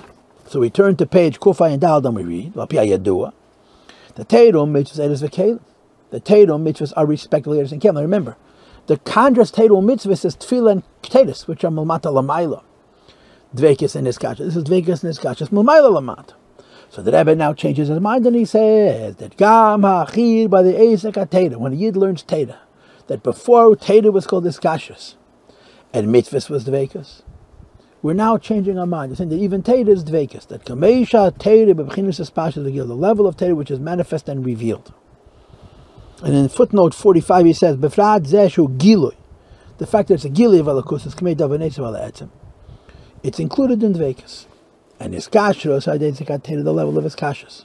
Like it said earlier, it's going to be explained at great length in the next year. It's mitzad etzem ateda. It's the level of teda which is called etzem, which is l'mayla mi espashas v'gili. So regular teda madrega of oyer, is also dvekas.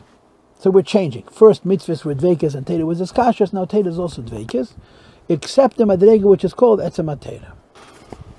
Says the Rebbe v'Yuvan to explain how, although before we said that Teira is his kashrus, and mitzvahs are dvekas, and dvekas is the lower level, we're saying that Teira, mitzvahs are kelim, which I'm using the language from the other Maimorim is dvekas, but it's dvekas built in Nikeh, which they were called before makiv, and Teira is oyer, which is dvekas, but a dvekas nikeres, but it's only dvekas and not his kashrus.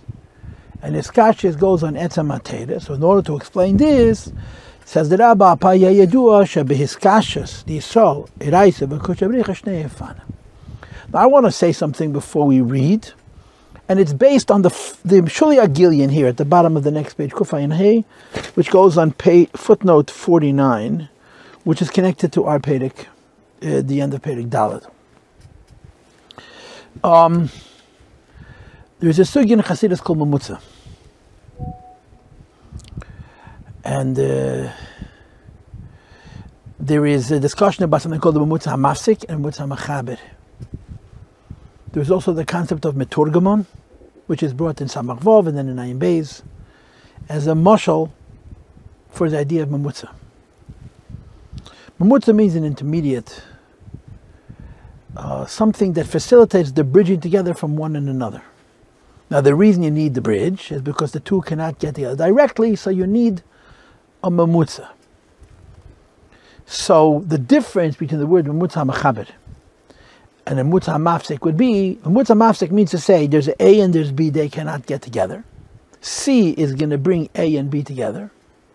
But the way C is going to bring A and B together is going to compromise what A is to bring it to B, and compromise what B is to bring it in. In other words, Mamutza HaMafsik interrupts what one is to bring him to the second, interrupts what the second is to bring him to the first, because they can't get together by themselves, which makes sense, right? If a Rav and a Talmud can't get together, and you need a translator, that translator has to stop what the Rav is to bring something of the Rav to the Talmud. He has to stop what the Talmud is to bring something of the Talmud to the Rav, which is the concept of a Mamutza HaMafsik.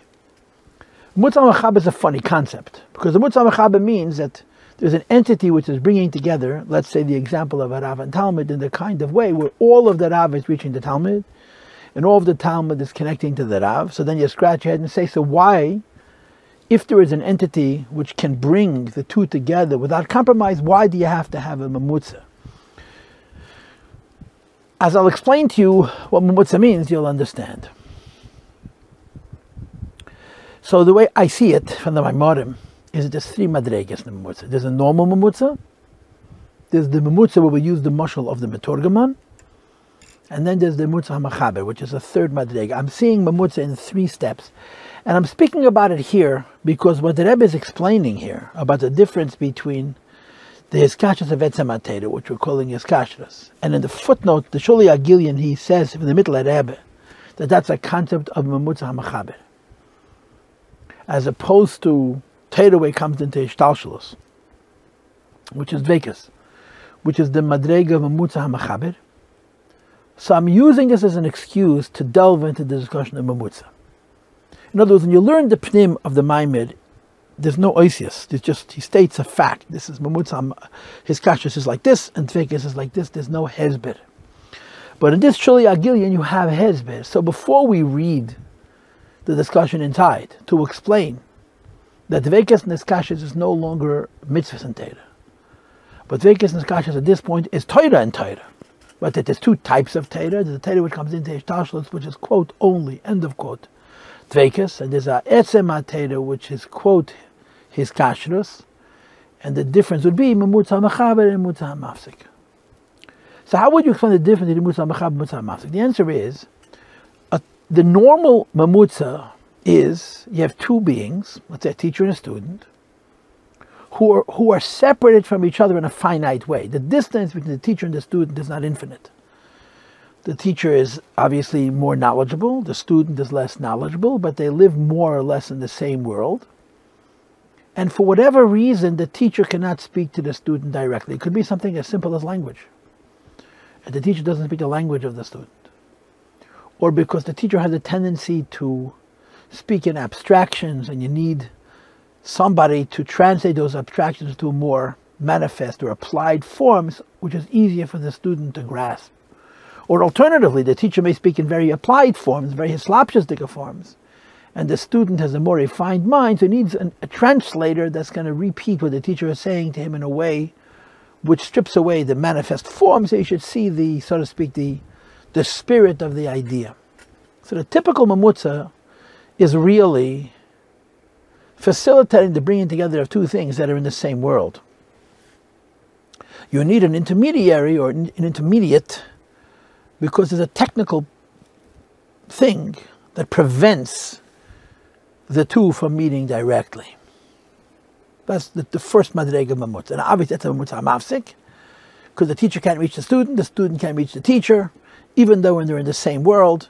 And this intermediate is finding the language or the form that allows him to bring what the teacher is saying to the student and to bridge the separation. The second madreg, which is also in Mamutza HaMafsik, is on a higher level. And this is we have the Mashal Meturgaman, you have it in Samach Vav. It's either Vayetzer or Vayishlach. And then you have it in the second Chelik of Vayin Beis someplace more. But Kitzur, the Mishalim in both places are the same. And the Meturgaman in both of those instances is still a Mutza HaMafsik, but it's a Mutza HaMafsik on a higher level. And that is where the Rav and Talmud are be'ein arech. For example, if the Rav sees and the Talmud can only hear. The Rav has a Torah which is so unified that it's like a picture, like a lattice work, like a panorama. All the different aspects of Torah fit together into the beautiful picture.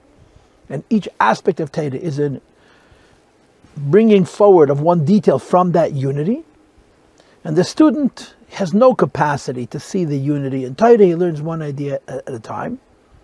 And as a result, the way the teacher speaks things that reflect the unity that there is in his Torah is too abstract for the student to be able to understand, because the teacher is maybe discussing one detail, but he's discussing one detail as it's emerging from the unity, the achdus, the picture, the visual level of Torah.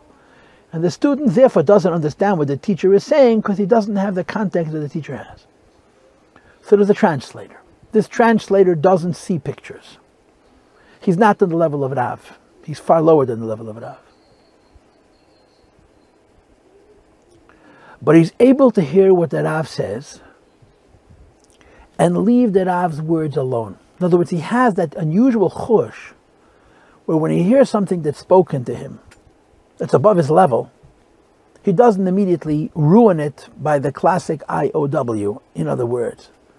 He's able to hear what the teacher is saying, the words of the teacher, and the words of the teacher are reflecting a manifestation, an idea which is a reflection of a unity of which he's only giving him a part. This Meturgaman, this translator, has the capacity to hear what the teacher says and to leave the teacher's words intact. And by leaving the teacher's words intact, he may not see what the teacher sees, but he's not adulterating what the teacher is saying. He's not perverting, he's not messing up what the teacher is trying to say. So he hears Divrei Harav, he leaves the Divrei Harav as they are, he leaves the teacher's words as they are, and he tries to create, if you want to call it a mini picture, of the words of the teacher that reflect the particular aspect. So in other words, of the 613 mitzvahs in the Torah, and the Rav's teacher, which is in a unified way, it's a part of a picture like Torah, the Iya Torah, speaking about one halacha, one mitzvah, he leaves those words of the Rav as they are, he doesn't change them, and he's able to go back to them. So he's able to create, so to speak, a mini picture. He's able to see not what the Rav sees, but he's able to see in what the Rav is saying the part of the picture that the Rav is describing to him. This gives him the ability to explain it to the students in a way that it'll reflect the truth of the teacher's teachings, because the teacher is saying something that's describing what he sees, but his words are not communicating the image, they're just communicating the description of one aspect of what he sees. Because this Meturgaman has that unusual gift that he can leave the words of the Rav as they are, and the words of the teacher as they are, and he can revisit them time after time, he creates a sense not of what the teacher sees, but of what the teacher is describing, the part of the picture that's being described, and he's able to explain it to the student in a kind of way that at least it's consistent to that aspect. This is considered a higher level of mamutza, because he's not an intermediary between a teacher and a student because there's a technical division between them. He's an intermediary between a teacher and a student because they're in two worlds. And he doesn't straddle both worlds. He lives in the student's world. He doesn't live in the teacher's world. But he has the gift to go back to the words of the teacher without needing to change them, and therefore he's able to take something from the words of the teacher in a way that's consistent with the teacher's intent without fully understanding what the teacher is describing, and share it with the student. And this is the mashal Meturgaman that you have in Samach Vav. He uses it to explain the idea of Pnimis Abba, Pnimis Atik. The Ein Seif is behind the Chochmah, and although he's explaining Chochmah, not the Ein Seif, because the Ein Seif is behind the Chochmah, and he's able to leave the Ein Seif alone, in his Chochmah he's revealing something of the Ein Seif. But then there's a Mutza Mechaber. This is the second time. There was a Mutza Mechaber. Now Mutza Mechaber has different rules, really. A Mutza Mechaber means where the intermediary is communicating from the teacher to the student exactly what the teacher says as the teacher says it without any adulteration. And therefore the student is getting what it is that the teacher is saying without any modification whatsoever. The philosophy of Mamutza Mechaber is represented by the Moshel and Chasidus of Etzem Aved Ein Seif. In other words, the way to explain a relationship between an intermediate, between a teacher and a student, the Moshel is to understand Madregas of Aved Ein Seif. We're not usually in the habit of using Aved Ein Seif as a Moshel, and a teacher and a student and a translator as a Nimshal, but that's the case here. Oir brings Hashem to the world, and there's 3 levels. There's Oir that brings Hashem to the world in a way that it changes to suit the world. That's called B'malek Kalam, which I guess would be represented by the first Madrega of Mamutza. Oir brings Hashem to the world without changing that much, but without adapting to the world. So the world is able to get from it what it gets, but the Oir is not really giving it on a worldly level. And of course that would be Sevav Kalam. So the first level, where the light is changing to accommodate the student, would be Malak Kalaman, which is called Tzimtzum. The second level is where the Eid is not really changing to accommodate the world, it's just being brought into the world as it is, and we take from it what we can, would be Save of Kalaman. And then there's a Madrega of Eid Ein Save, which is called Lei Noga B'Yad Tzimtzum Klal. It's godliness on such a deep level that it comes from him to the world without any change, and the world gets it just as it is. It's the deepest level of godliness, and yet it's the simplest level of godliness. In other words, it's not godliness trying to reveal anything. It's godliness just trying to be present. And because it's godliness just trying to be present, when it comes into the world, it remains exactly what it is, and somehow the world gets it as it is. The closest thing that I have as a mashal for this is Meida Ani. Get up in the morning. The hands are unclean. Your mouth is also to say a davar shebekdusha because it has whatever it is, ridim, ruach ra, reach ra. Meida Ani you could say because kol hatumah shebe'elam einan mitamin as a Meida Ani shel Yehudi. All the tumas in the world are not contaminated the tumah, the Meida Ani of a Yid. Why? Because in its maximum simplicity, it doesn't even have the Eibishter's name, it has the essence in it. What is the divine parallel of a Yid's Meida Ani? What is the parallel on Hashem's side of the Yid's Meida Ani? And of course the answer is the idea of Hamoidu Be'ezgalus. If you've studied Chasidus and you talked about Tzimtzum, so you know the whole question of Tzimtzum Kipshuta, Tzimtzum Shalei Kipshuta, Tzimtzum Noga B'Yad Tzimtzum.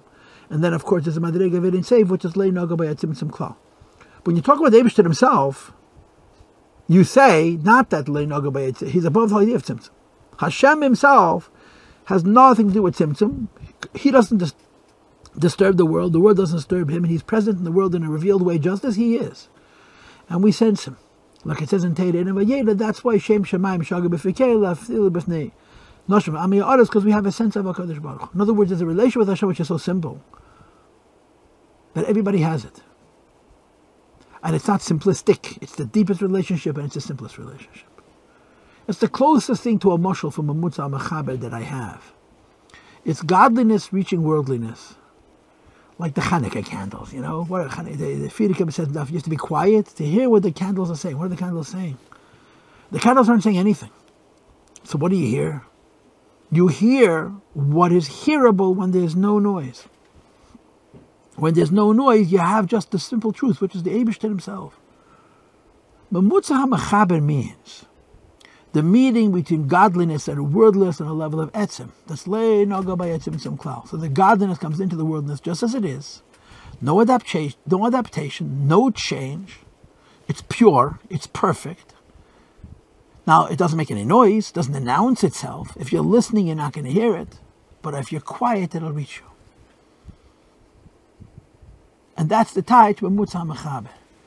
So the Rebbe is going to argue the Torah that comes into Hishtalshlus is a Mutza Mafsik. That Torah is oid. It's light, and it's also seichel. We learn it, and we're illuminated by it. So, although it's godliness coming into worldliness, and earlier we called it Hiskashus, now we're calling it Dveikus, because it adapts as it comes from a higher level to a lower level, whether it's on the first level, which is like Mamalik Kalaman, or even on the second level, which is like Sevav Kalaman, where the It's only noga by tzimtzum. There is still a degree of change as the godliness comes from the higher level to the lower level. But the third madrega, which is called mamutza machaber, it means godliness connects Hashem in the world in the kind of way where it's presenting what Hashem is to the world as it is. And accordingly, it's allowing a yid to approach Hashem as he is, and he is, as the yid is, and the Eibush, without any other adulteration and change. And it's very quiet and peaceful. Still, it's before Pesach. So I'll give you this story. I have just a few stories that I use to illustrate this idea, even though it's very edel. And I'll be the first to concede that if you don't understand it, I understand that you don't understand it. So it's hard to explain, but one of the stories that I read is about Rabbi Simpson. That he was the Frierdiker Rebbe's secretary, but he wasn't a secretary. He went in with people to translate the Rebbe's words during Yechidus because people didn't understand what the Rebbe was saying. He was a very, very pneumistic person. Rabbi Berel Lipsker soll gesund sein. Rav Chaim Shalom the Berel Lipsker told me that his machshavas zaras by Fabrengen were Eli Yachel Simpson. Because if the Rebbe was saying a Mamer, he would look at Rabbi Simpson. Rabbi Simpson was enjoying himself so much, it would be, he was pushing like a kid in a candy. So there's a video from Yud Shvat Lamed Beis where you could see Rabbi Simpson with his hands in his garter like this here. And you could see the glichtigkeit. He's pushing delighting in it. His concentration was extraordinary. And his hasaga was very deep. And the man never said a word. Anyway, so this is the story. It's printed in his biography that his children gave out about 10 years ago, 15 years ago. That when the Rebbetzin Chamadina passed away, the Frierdiker Rebbe's wife, Frierdiker Rebbetzin, in Tavshin Lamed Aleph 1971, the Rebbe discontinued the custom of eating the meals of Yom Tov upstairs in the Frierdiker Rebbe's apartment with the Rashag. And the minyan has been done until that point. The Rashag, of course, very much wanted that tradition should continue. He got to sit with the Rebbe by the Seder, and the same is true in the Sukkah, and so on. So he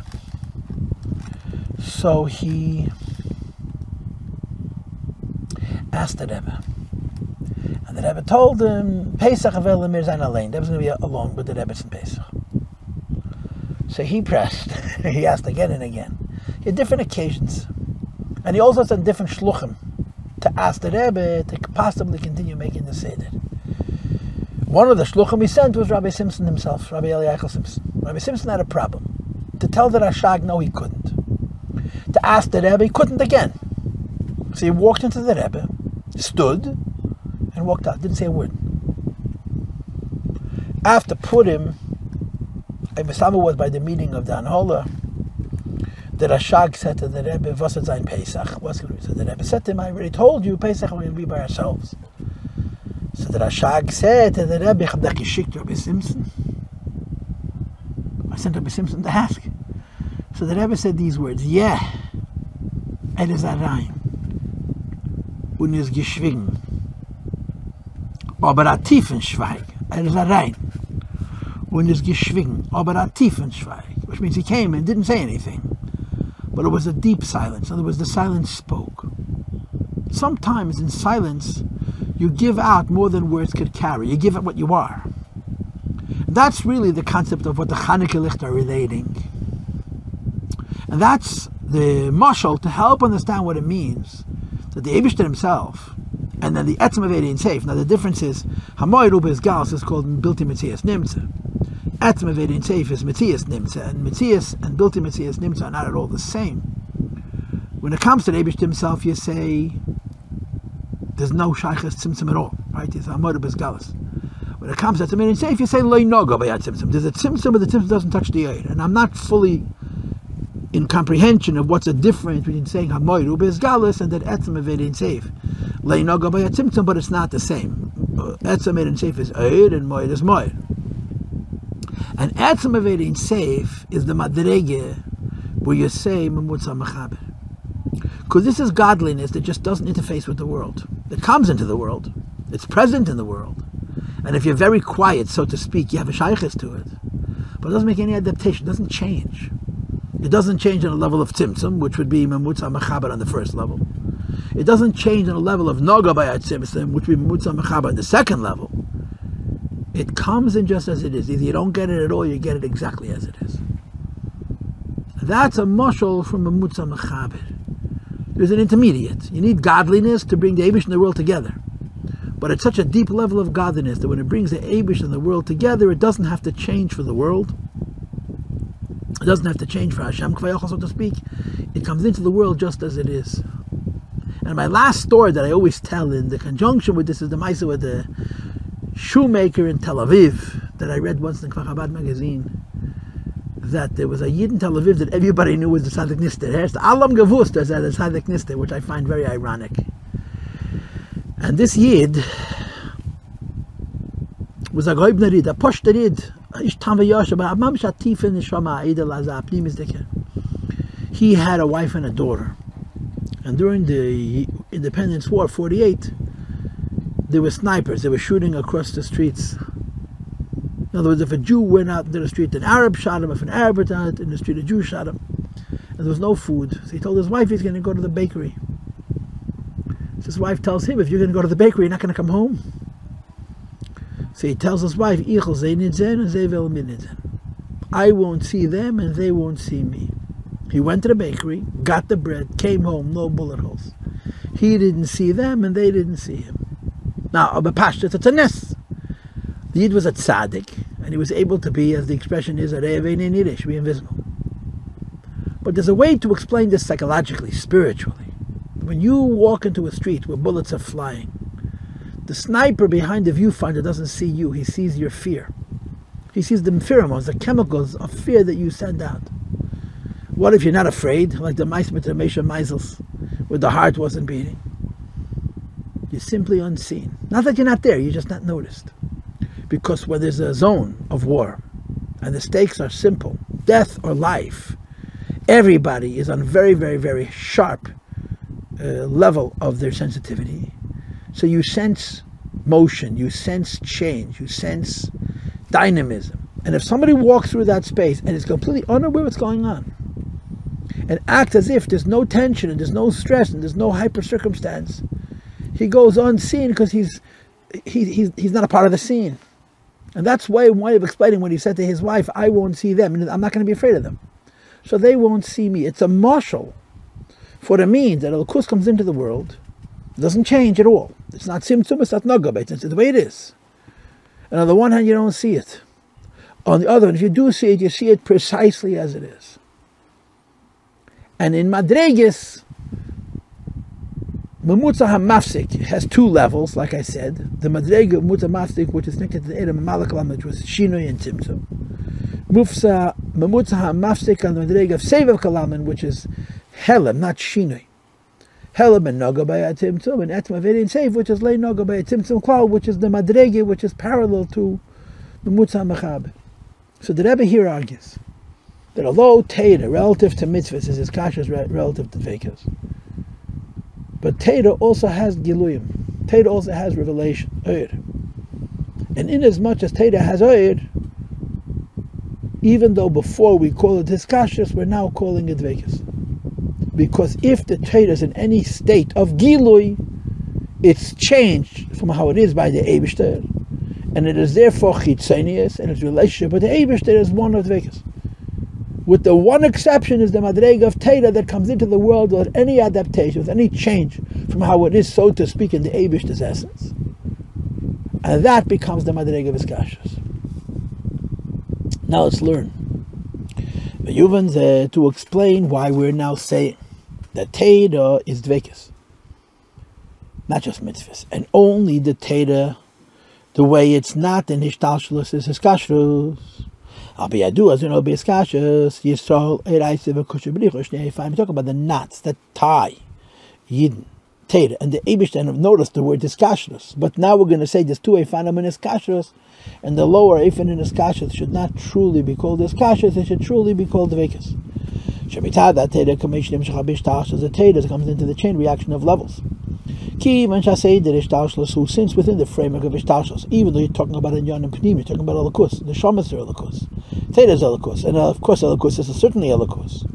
But there are still steps. Somehow in the Pnimiyas realm there's still Yisrael, and there's still Eraisa, and there's still Kochabrichu, And because there are steps, it's mamutza mafsik. That the outer level of what's higher, the outer level of Torah has the pnimis of Yid, the outer level of Kodesh Brichu has the pnimis of Torah.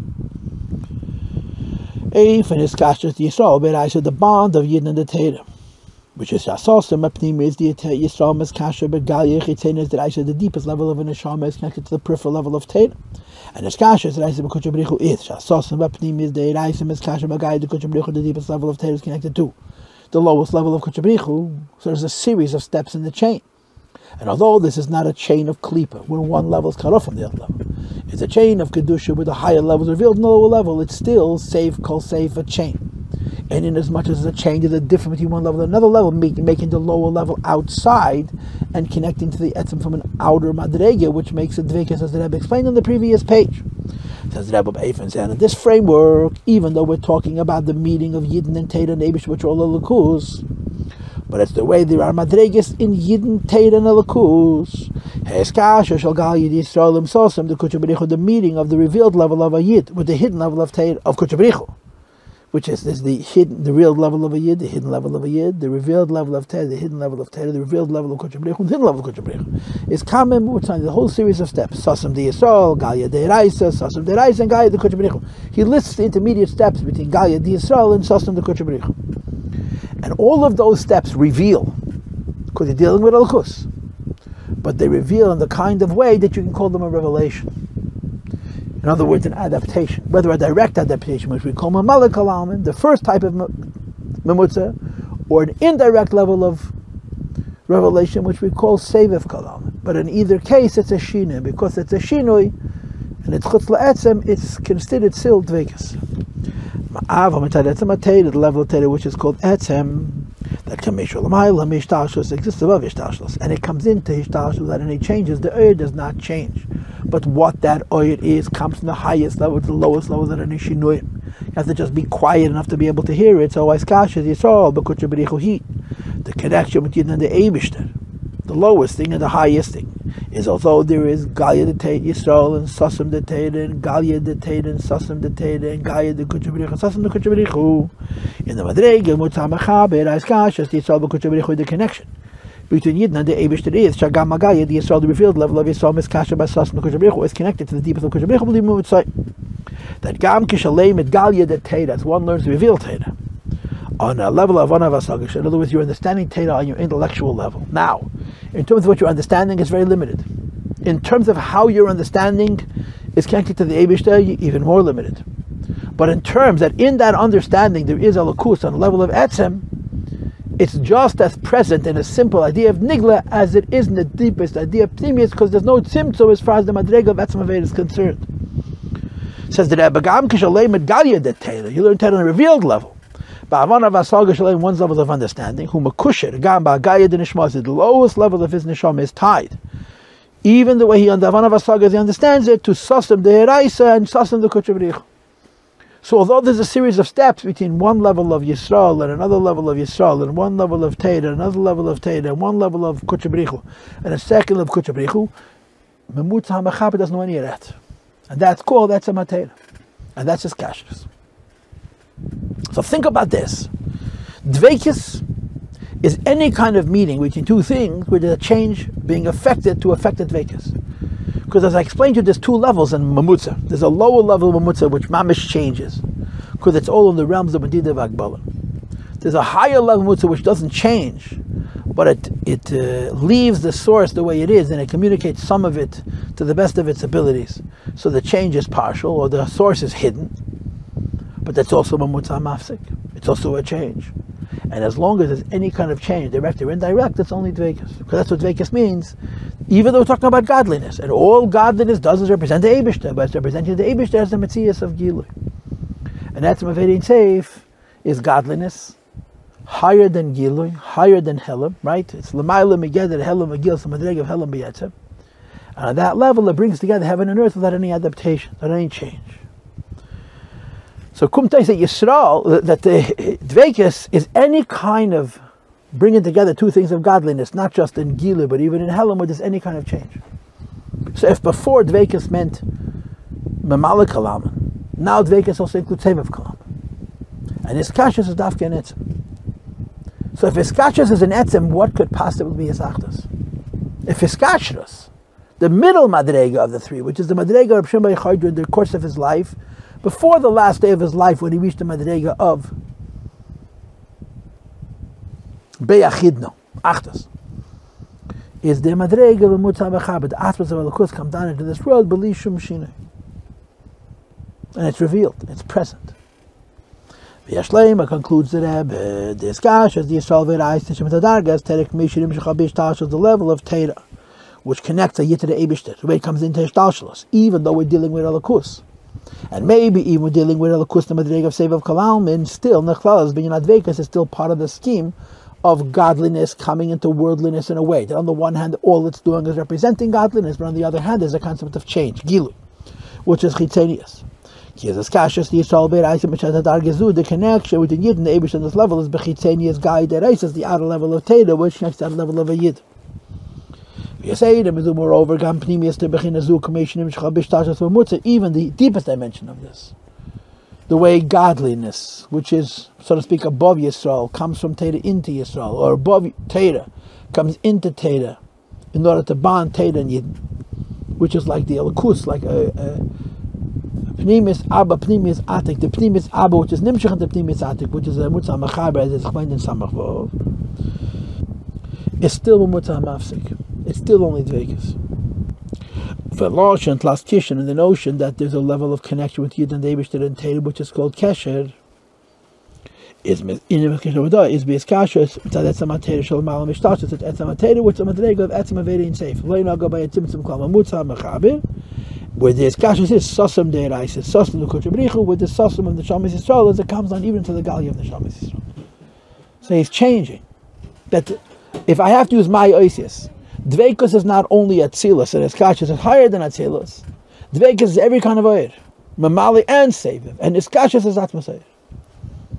So now you scratch your head and say, if Eskashos is the Madrega of Teira, which is called Mamutzah Mechaber, where there's no Shina, how it comes from heaven into earth, what could possibly be his Achdas?